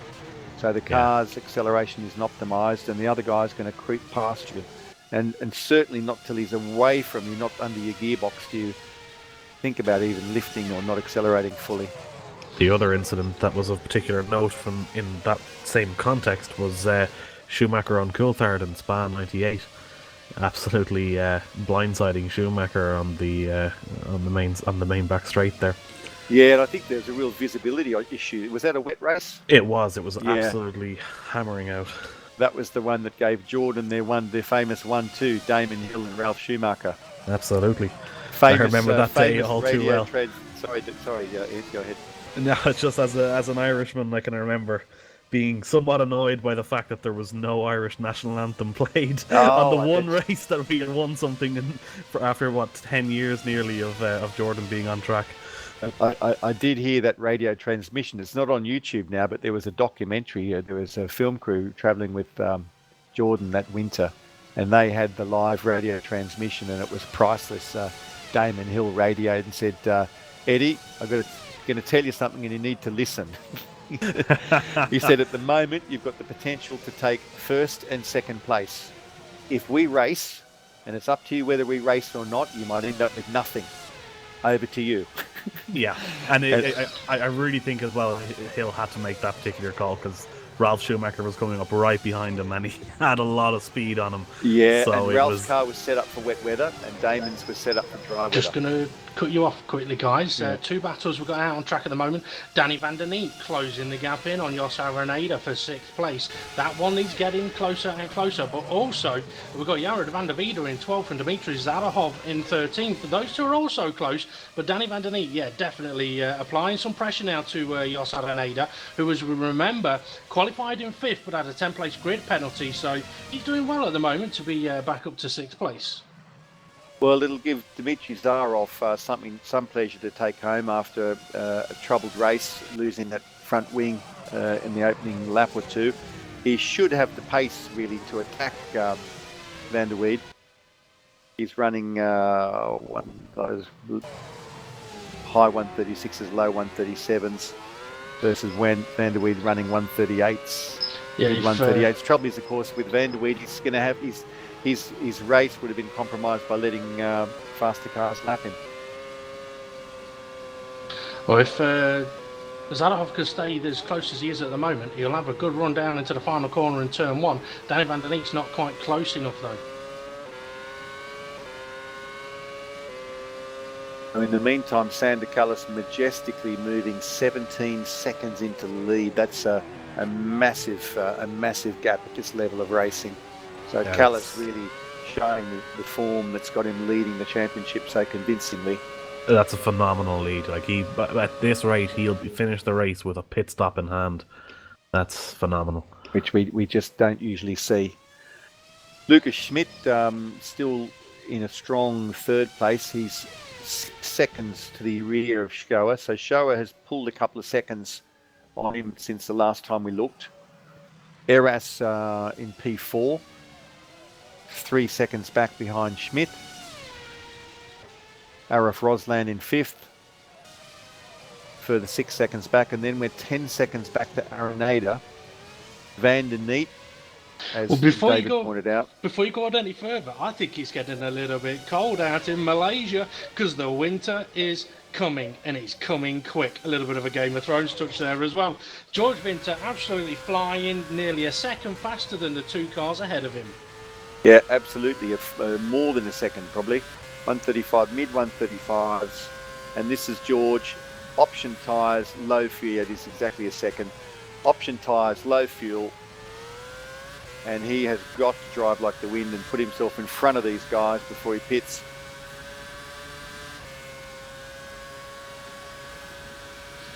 Oh, Zadahov, he was going to have an opportunity, but he got too sideways around turn 14. That's his opportunity gone, unfortunately. Van der Wiede can breathe easy for another sector or so.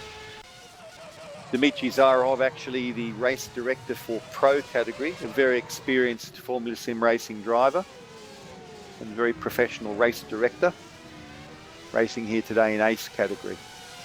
So we're 32 laps. The leader has done 32 of 56 laps. So 24 laps left to race. And we've got drama as we fight for P12, but we've got also drama potentially going to occur when George Winter catches Danny van der Neet and Jos Araneda.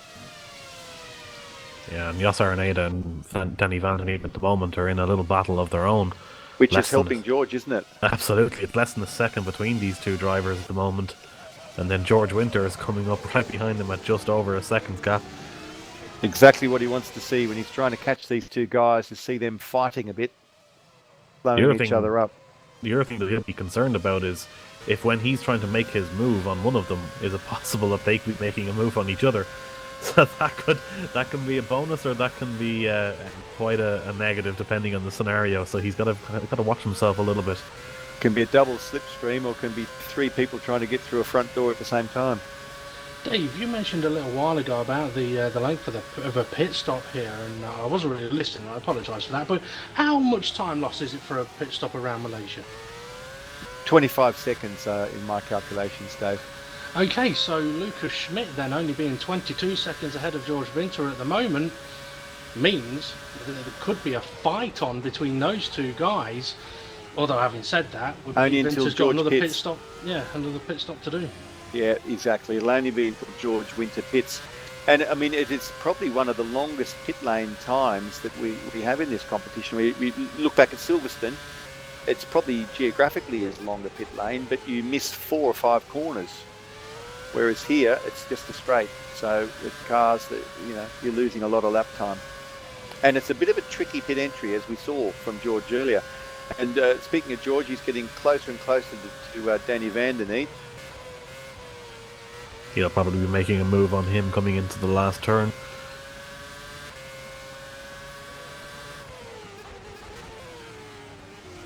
Yeah, it's a tight pack here, fighting for 6th, Arenated, van der Neet and Winter. Heras is staying in touch with Lucas Schmidt, but not really challenging him. And this is a good drive from Lucas Schmidt, because Sergei is a race-winning driver.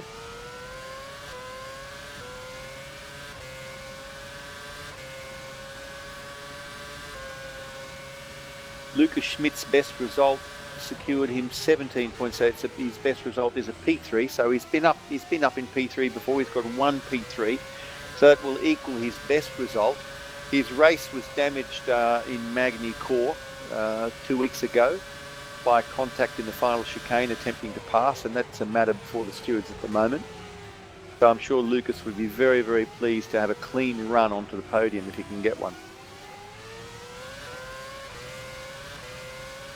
Or Winter is getting close to van der Neet now. He can smell that gear oil now coming off the gearbox at the back of this Formula 1 car. Zaroff is having a look on the inside of Van der Ried, and he's actually got it done. Unfortunately, he hasn't. That was Van der Riede's teammate while now lapping him. Sorry. Oh, okay. Sorry to spill beer on your fire there. But yeah, I was watching that one as well. I prefer if you spilled beer in my mouth, but okay. Jadson Pantelis pitting again for what will be his final stop, and it just goes to show that one error in the pit lane. This is the guy that Winter was battling tooth and nail. He's now been lapped, whereas Winter is only 48 seconds off the guys in the lead.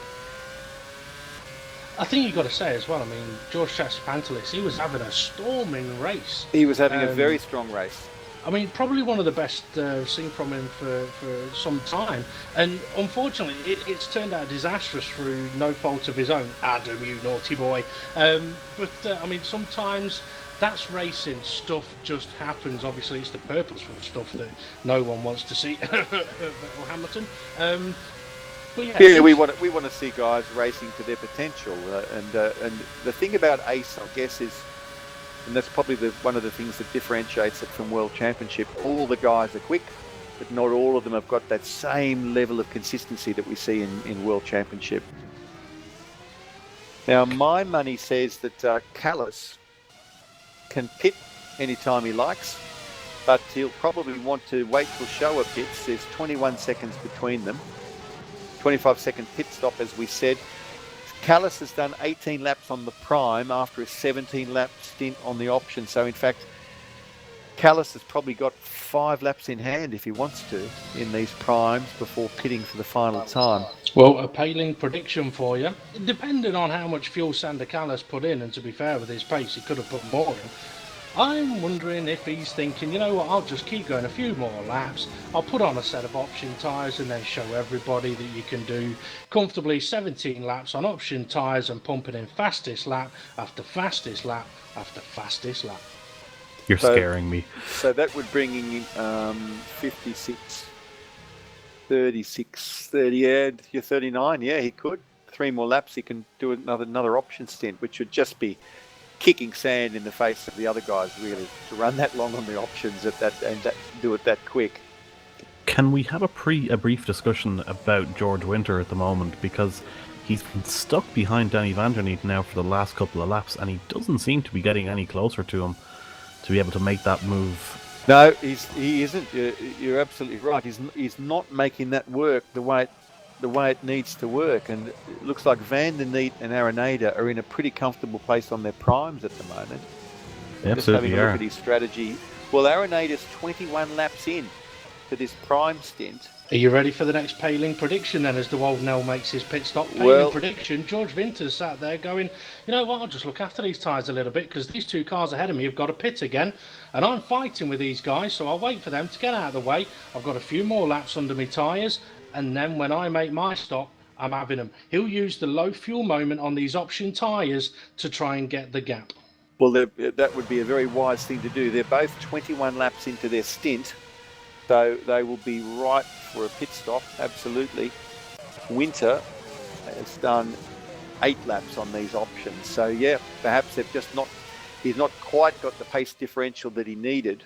And although they're on primes, they're on low fuel now. And as we've said so many times, it's the fuel, the weight of the fuel rather than the tyre that's dictating the pace. So George on his options, with probably more fuel on board than these guys, has been nullified by the fact that despite their prime, they're lower fuel than him because they're pitting any minute. Well, the only thing about that as well is that Winter had been doing mid 135s-ish, whereas now he's in the 136s now as well. So Van der Neet pit, sorry. Yeah, Van der Neet in the pit lane. Hopefully that'll free George up.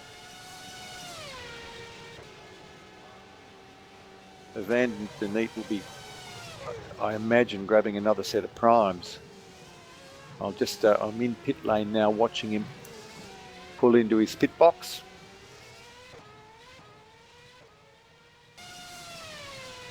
Yeah, that's another set of primes. And he has indeed selected another set of primes, so he'll run home with them. Now, this is going to be interesting because Winter's got to stop again, and Winter needs to have that 25 seconds on Danny van der Neet to make that work.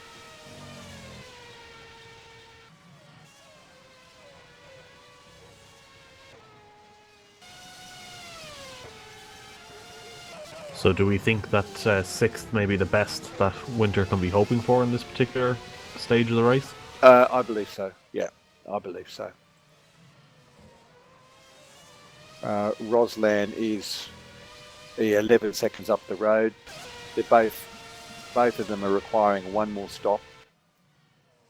I can't see him pulling in 11 seconds between now and when Roslan pits.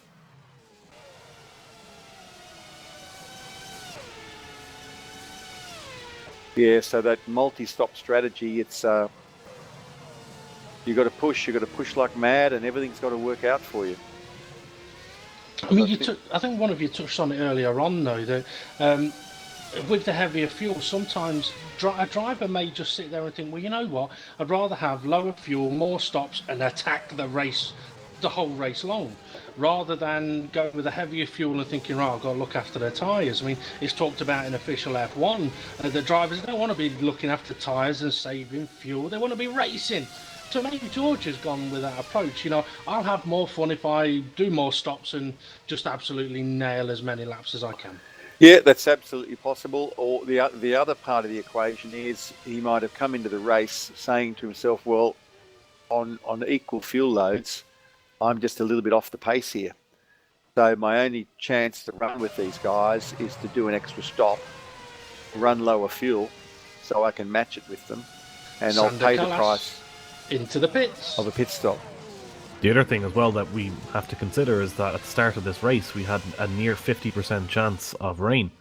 So that would have positioned him very nicely if it had started raining somewhere around the midpoint of the race. Paling prediction Yeah, number good 1 point. comes true. Now, Can Schulze Callas- is going to take the lead on track for momentarily because Callas is just hitting his pit limiter now and rejoining. Showa in front of him. But I'm sure that, Showa has to stop again. Yeah, it's a 23 lap stint Showa is at the tail end of. But at least Christoph Schauer is going to have the pleasure of saying, hey, I led a few laps. And that was certainly not looking assured by the way Callas was driving. Dave, you're absolutely right. The option tyres on Sander Callas as well. So we're going to see some absolutely lightning fast lap times in this last stage of the race. Yep, Lucas Schmidt, he's put option tyres on as well. Arif Razlan, though, pits the same time. He's gone for the prime tyre. Jos Araneda into the pits as well. Looks like an option set of tyres for him. I'm going to have to check to make sure he has ran the primes. Yes, he did. He just ran the primes, didn't he? So where is Araneda going to come out in comparison to Danny van der Neet? Oh, it's going to be close. No, it's not. Van der Neet's ahead.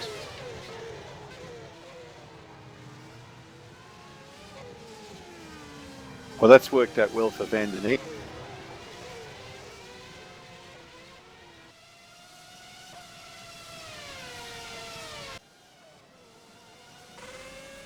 Would you like to know something? If it's a 25-second pit stop, if Winter pitted now, he'd come out just ahead of both of them, I think, if my maths are right. Yeah, I think you're pretty much bang on. And George really should be able to reel off some good lap times now because George is on low fuel. All Schauer now pitting.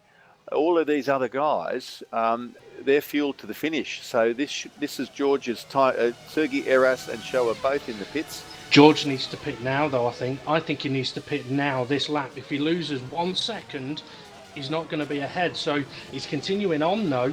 Well, he's low fuel. He's got to. He has got to race now. Use these options. He's only done 11 laps on them. Yeah. I mean, he did 14 laps on each of the other 2 sets of the options, so he's probably going to... Yeah, sorry. No, he's probably just going to stick with that in a 14 laps and then have as much time as he possibly can on those, or as little time on those option tyres as he possibly can, while at the same time giving himself a lower fuel load in the last pit stop. Yeah, this is his overcut. He's got to consolidate this overcut on Rosland. Sorry, did I cut you off a second? Van der Neet. Araneda and Van der Neet ever so close, but I don't think Arenade's going to be quick enough. No, sorry, I thought he was going to be able to attack, but unfortunately not. But Araneda being on the option tyre, Van der Neet could be a bit of a sitting duck for the rest of this race. Well, all things being equal, he should be. Van der Neet just got a bit of a rear lock-up then into turn 1, which is always encouraging when you're the driver chasing them. To see a bit of smoke coming off the tyres tells you that you're pushing them hard. Oh yes, Arenade's really looking hungry here. Had to back out of it a little bit to fight another day. Araneda looking hungry, so he's going for a little bit of, I was going to say Peking duck, but we're in Malaysia, so a little bit of a Sepang sandwich of the duck variety, taking full advantage of Van der Neet being on the primes. I hadn't actually noticed, but Arenade's missing an end plate there. Callas, by the way, has just set fastest race of the lap by a mile with a 1:34.7, so he has the complete set now. Come on, YouTube comments, come on, get them in win. with what Dave just said. He doesn't know it yet, but come on. What have I done? The fastest race of the lap. Oh, did I? Thanks, guys. You're welcome. Yeah. Could have been Thanks worse. for You could have letting that go mistaken through unnoticed, Dave. Could have been worse. You could have mistaken a back lap marker of for race. someone. And he's gone perfect again in Sector 1, so Sander Callas has definitely come out to play. Winter is on doing 1:36.5s. But you know what? He's got Lucas Schmidt behind him, his teammate, and Lucas has been popping out into a bit of clear air, sort of as though to hint, come on, George, let me pass, let me pass. Araneda has apparently had a bit of an impact. Oh, and he's fighting. Oh my god. Oh, we're having a lot of contact. There's been a lot of elbows out there between Araneda and Van der Neet. Absolutely. I'm going to go back and have a quick little look at that, and potentially that we'll see a replay, but we've seen it. So Araneda attacking into the turn 1, very close to Van der Neet. Van der Neet comes over, but not excessively, I would call that first Sorry, contact. guys, I'm going to cut you off a second. George Vinter needs to be told by his engineer to let Lucas Schmidt through. He's holding him up, and not only is he holding him up, Sergei Heras is catching up to Lucas Schmidt. So George Vinter needs to be told, look, those guys have crashed that you're fighting with. They've lost a few seconds. Let your teammate through, because he's in a battle. This is critical now that Schmidt can get in front of Winter, and I really hope that they do it here on the end of the main straight, because it's really hampering Schmidt here.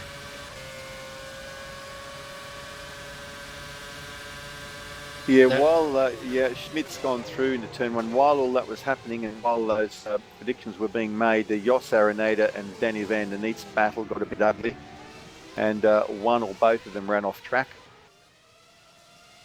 We might see a replay of that now.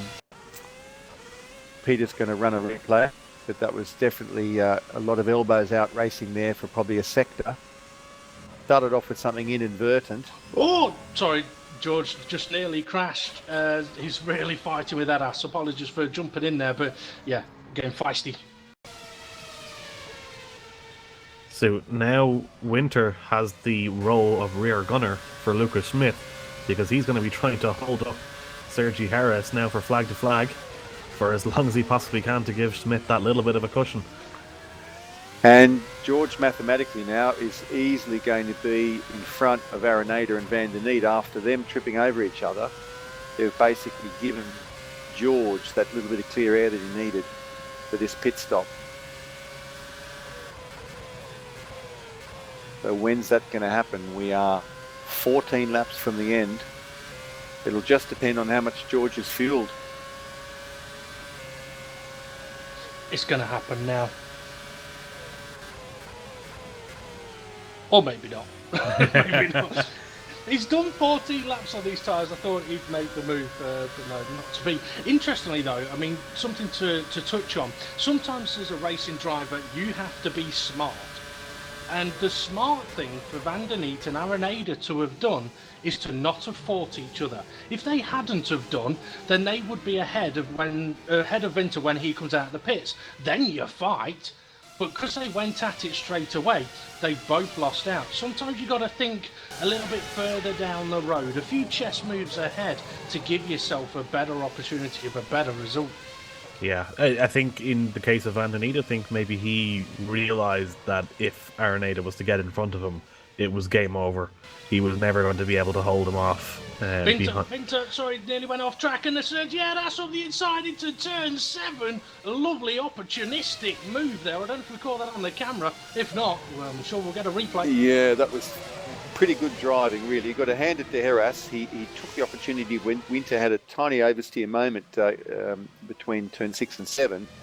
But also, I'll tip my hat to George, because George could see what had happened. He could see Heras had track position and momentum, and rather than push a bad position, he made sure he survived. Absolutely, that was fantastic driving from George Winter there. He gave him just enough room to be able to get that move done, but still maintaining the respect that was needed for that. We do have another battle out there as well, guys. Fabian Ruth really applying pressure to Arif Roslan ahead of him, but I think Ruth is just trying a little bit too hard. And Winter now coming into the pits for what will be his last stop of the day, which I'm presuming it would be his last stop of the day. It's got to be onto primes, and yes, he's grabbing the primes. And it's should put him out in front of Jos Araneda, unless I've got my maths badly wrong. Fabian Ruth is pitting. So I was not aware Ruth had to pit. So Winter is going to stay on track ahead of Ruth, and should hold. Winter should hold 7th. That's an unusual move from Ruth, I think, because the first two stints were similar to George Winter, 14 laps and 13 laps. And then a set of primes for 17. So it's basically the same strategy as George Winter, but using a set of primes. Yeah. Yeah. Well, now we've got the fight between Araneda. Ooh, all over the place on the rear end of his car. Yeah, Araneda obviously had George Winter come out of the pits ahead of him, and he's like, right, go get him, and I don't think he's quite got the grip. Well, this is going to be feisty, isn't it? Because this was the Araneda that George Winter was looking at ahead of him for basically a whole stint and saying, right, I'll overcut these guys. And by virtue, probably more due to that battle with Van der Neet, Winters ended up in front of him on track. But primes versus options, exact same fuel load though, guys. So it's just the tyre delta, and I reckon the tyre delta is going to go away after 4 or 5 laps. So this is going to be an intriguing battle. Well, for George, he can just kind of ignore what his tyres are feeling like. They can scream at him as much as they like that they're overheating and they're in pain.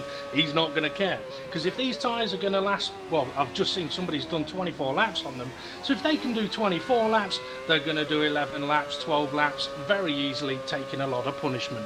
And you know how we were saying that we think on equal fuel it's about 5 laps in before the options start to go away. Yep. Arenade's been on those tyres for 5 laps.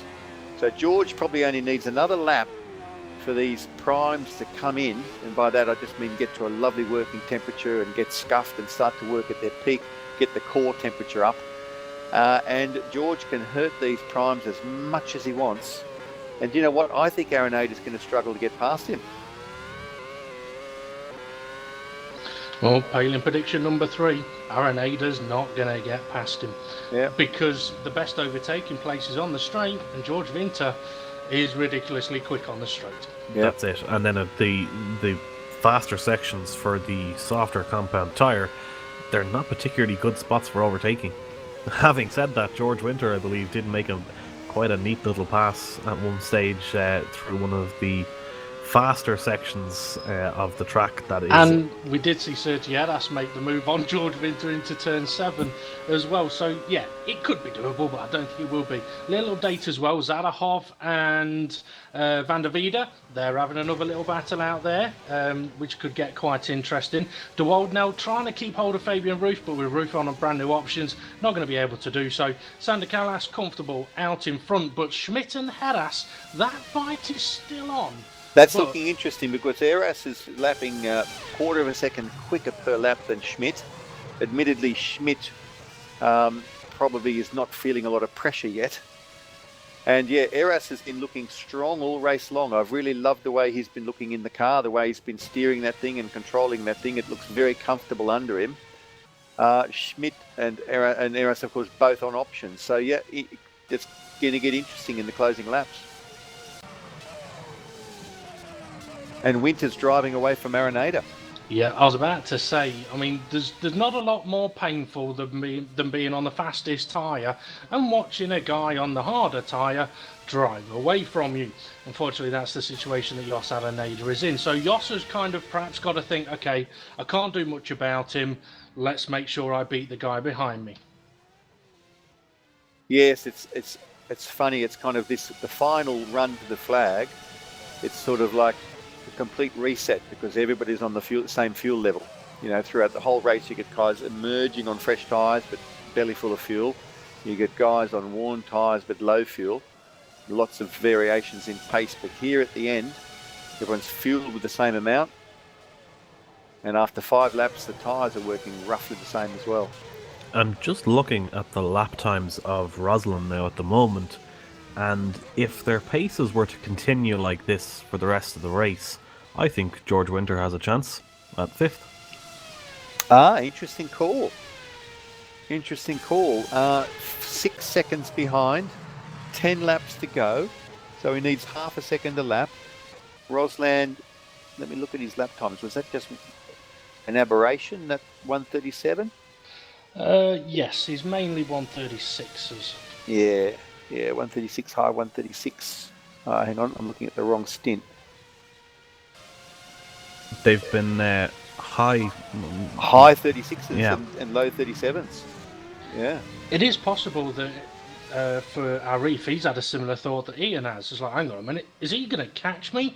And you know, I was talking earlier, Dave, about what's going through a driver's mind while they're on a racetrack, talking about Kuba Brzezinski and the DRS defensive moving. it could be possible that Arif Rosland has had that moment of, hang on a minute, is he going to catch me? Try and work it out. What tyres is he on? Cost himself a little bit of time.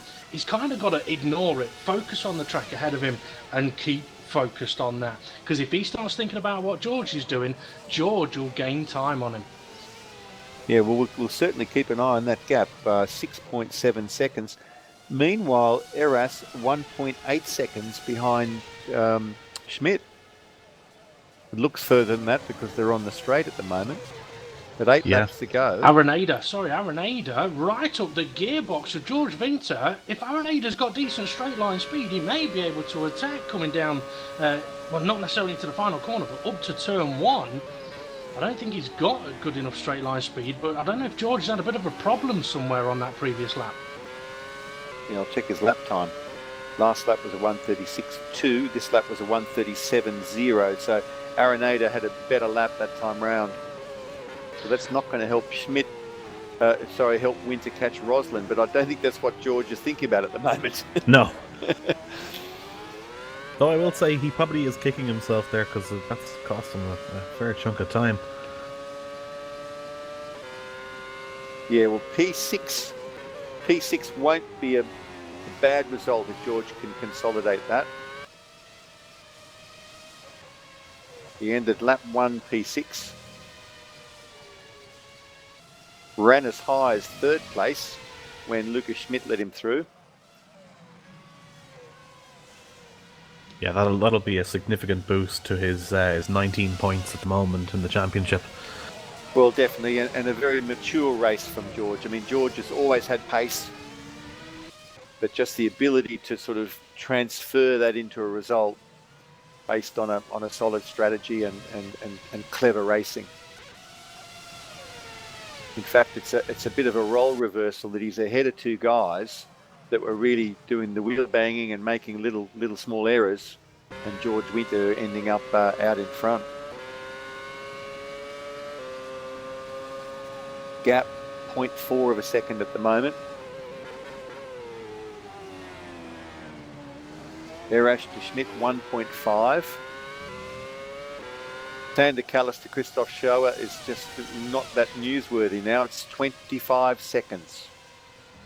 So absolutely dominant drive by Sander Callis. Amazing work.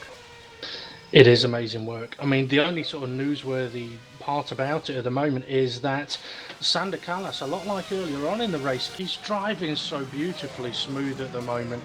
It's almost as if he's on a Sunday drive, off to meet a beautiful girl, working out what he's going to buy her for dinner and where he's going to take her.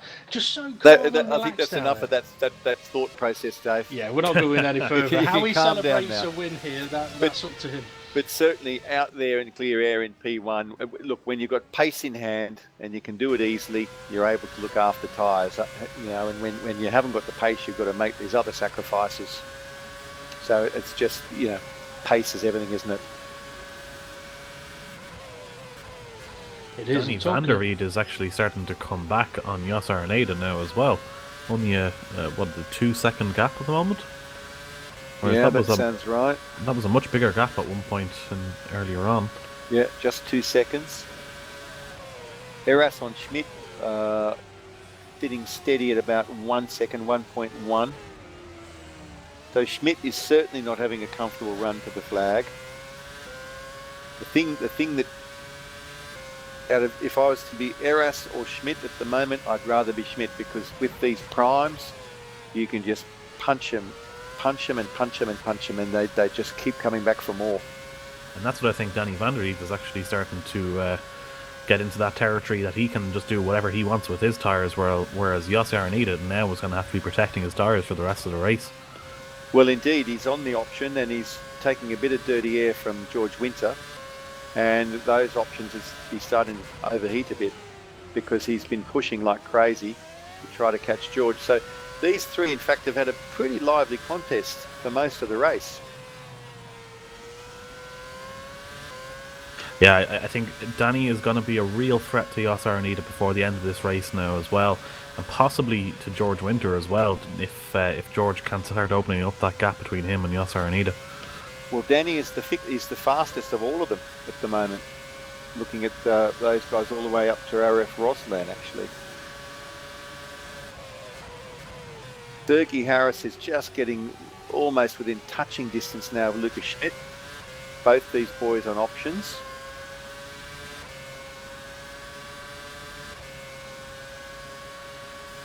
And Eras is the quicker car by 0.35 of a second. So Schmidt is going to have his hands full. Just looking at strategy, Schmidt's been on those options for 12 laps. Eras has been on his options for 11, so there's nothing in it really. But Eras driving very, very consistently. And that's just what you don't want when somebody's attacking you. I think Winter's extended that gap ever so slightly on Araneda.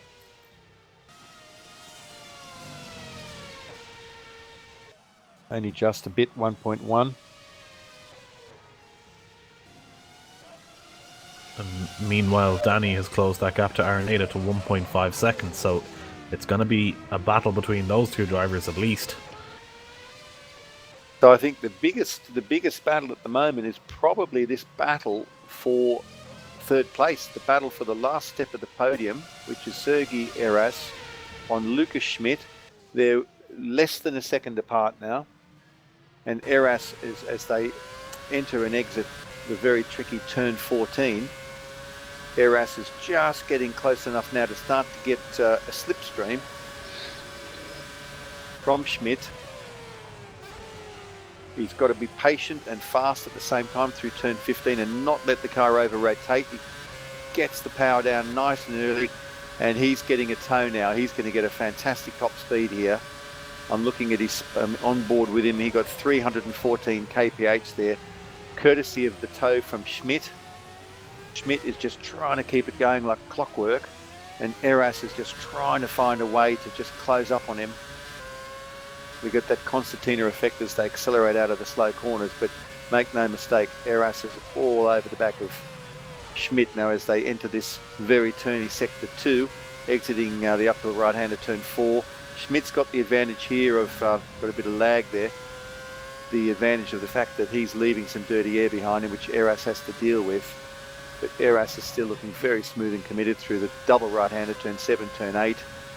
Don't let the rear step out too wide on the exit of 8. And he should close up with almost within touching distance now as they enter the uphill left-hand kink, turn 9. Eras short shifting and not using full throttle there, because otherwise you just get massive wheel spin coming uphill there. Will he get closer this time around as they're heading through turn 11, 12, 13? Schmidt's getting a little bit of lag. We're seeing him move around on the track a little bit here, but it's a nice exit from both cars. Schmidt is not putting a foot wrong, but I think Eras is a tiny bit closer than he was last time around. He's showing us half a second now on the live timing tool. Is he going to pressure him? Schmidt gets a tiny bit of throttle oversteer on the exit there, but it doesn't seem to hurt him too much. But Eras is definitely closer this time around. He is really looking at this guy's gearbox as they hit 315, 16 kilometres an hour into turn 1. And this is game on. Side by side into turn 1. Schmidt, Eras goes for the over and under, looks for a faster exit out of turn 2, and these two are fighting now tooth and nail for position. This is fantastic racing. Sorry there, guys, I got carried away. And Eras late braking into turn 4. He's run ever so slightly wide, and Schmidt lives to fight again. Wow, these guys are on it. And while you've been watching that battle, I've also been watching the Araneda against Danny van der Niet battle. They are as close as those two up in 3rd and 4th as well. So you keep an eye on that battle, and I'll keep an eye on this one. Will do. 53 laps completed to 56, so the drivers are in their final 3 laps now. And these are... Just going to cut you off a second. While you've been watching that, I've been watching Dimitri Zarahov and Van der Veeder. I know it's for a position out of the points. Zarahov, he's limited to 306 kilometres an hour down the straights. So even though he's right up the gearbox of Van der Veeder, he can't overtake him, although he is going to try now. He's on board for a chance. Yes, he is. He's going to try it around the outside into the final corner. And if we watch this, more than likely there'll be a move happen elsewhere. But these guys are going to have to be careful because the leading cars are now catching up to them. Zarov's got him. Not for long though, because he's limited on his top speed.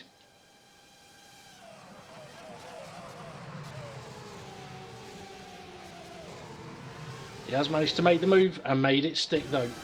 Looks like Van der Neet has dropped off the back of Araneda a little bit, and Sergi Adas is still there trying to attack Lucas Schmidt. He's still there. He's only got 2 laps left, and that slight error out of turn 4, attacking, it just cost him that tiny bit of gap.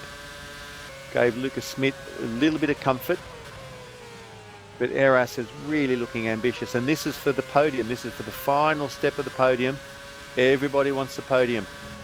Hats off to Schmidt though, he hasn't lost his cool. He's just kept clocking those laps very consistently in the face of this attack. He has.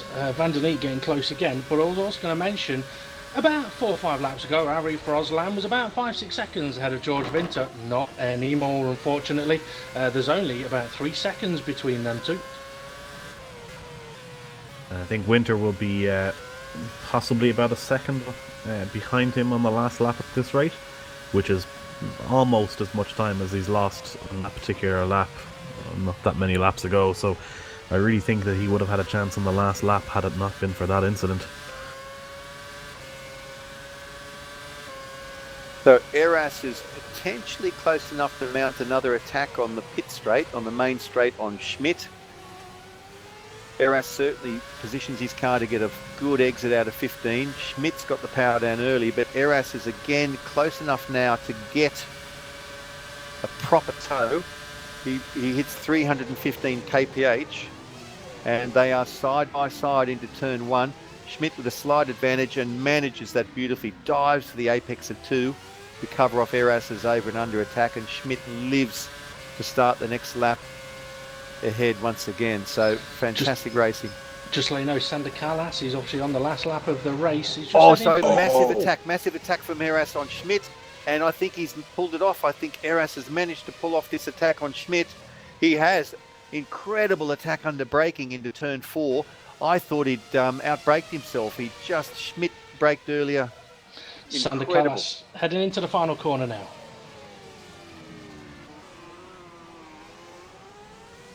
Well, it's really been a masterclass display from Sander Callas now as he crosses the line to take the win. Superb drive from Callas. 32 seconds gap at the close there. Dominant performance. Led from flag to flag, except for one moment when he handed the lead to Schulze on different pit stop timings.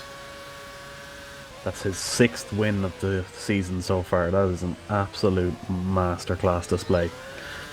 That's a win in 2 seconds, huh? A win in 2 seconds out of 9 races. Incredible display. Eras, hats off to Eras. That was an amazing drive for 3rd place. Got to admit, what a battle with Lucas Schmidt, and Lucas Schmidt is not looking unhappy. He's pretty pleased to have brought the car home in 4th, and what a fight that was. And Arif Roslan bringing it home in 5th place. We may have Danny Van der Neet trying something a little bit risky on Araneda into the final corner. Maybe too far back. No, he thought about it. He's still thinking about it. Nearly contact between the two.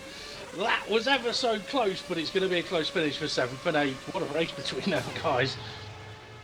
So Winter gets that 6th place. Araneda 7th. Danny Van der Neet 8th. Fabian Ruth now just crossing the line to take 9th place, which is a point scoring position. He seems very happy with that as well. A little bit of a celebration coming across the line. Well, it certainly came alive in the last few laps, guys. Amazing battles up and down the grid, all except for, of course, our guys in P1 and P2. So we've got to congratulate Sander Callas on an imperious win, pole, fastest lap of race, and the win. Superb drive. Absolutely. He really had... We may not have seen much of him throughout the race, but Callas, wow, what a drive. Yeah, you wouldn't bet against him now with the championship. The race stayed dry, which kept things a little bit more predictable, but no less exciting, particularly in that final stint. That was amazing when all those strategies merged and all those boys had to fight on pace. What do you think? How was the race for you, David? Only my mother calls me that. I've not been a bad boy. It was an interesting race. I mean, there was definitely differences of car setup. Looking at top speeds, I mean, Callas was just flawless out there today. I mean, I've been looking at the championship as well. He's going to have an 85-point lead, I think it is, in the championship, with 175 points available. So it's going to take something drastic to happen to him for the next couple of months. For him to not walk away with a title. But for the rest of the field, I mean, what a race we've had. Multiple different strategies, some great racing, some great overtaking. And really, the only collisions that I can think of we had in the race were just simple accidents that happen, unfortunately. Yeah, apart from Callis and Shower, who we've got to congratulate for their fantastic drives into first place and second place, the drive and the battle that really impressed me, and the guy I would probably call my driver of the day, is Sergei Era. Sergei was 7th place after lap 1. Lap 10 he was in 8th place, and fought his way back there just through consistent pace and car control into a thrilling battle with Lucas Schmidt, and ended up on the podium. So for me, that was a fantastic drive from Sergei. Absolutely. It was quite a display from him. But it was also quite a good display from Christoph Schauer as well, who really just was so consistent throughout the whole race. He kind of stayed out of our sights as much as Sander Callas did, but equally as impressive display. Yeah, there was some fantastic driving on the grid. So I'll thank all of our audience for joining with us, those of us who've watched on the live stream and those who might watch the stream later on. And we'll just reiterate our invitation. If you do want to get involved in Formula Sim Racing, the links are all below the stream. Come along and get involved. All you need is rFactor 2, and you can race some of the best sim race drivers in the world in the Thrustmaster Formula Sim Racing Championships. So any final thoughts from you gentlemen before we farewell our audience? Come and join us for tomorrow's events, because I'm sure they're going to be spectacular. Yeah, we've got Pro early in the afternoon, and we've got World Championship at the same time slot as this one. So we'll look forward to you all joining us again for more action. We're going to have at least 30 cars on the grid in Pro. I know that much. So, because I'll be battling to try and get through pre-qualifying. So thank you, everyone. Cheers. Thanks for joining us, and we'll look forward to seeing you at the next one. Bye for now.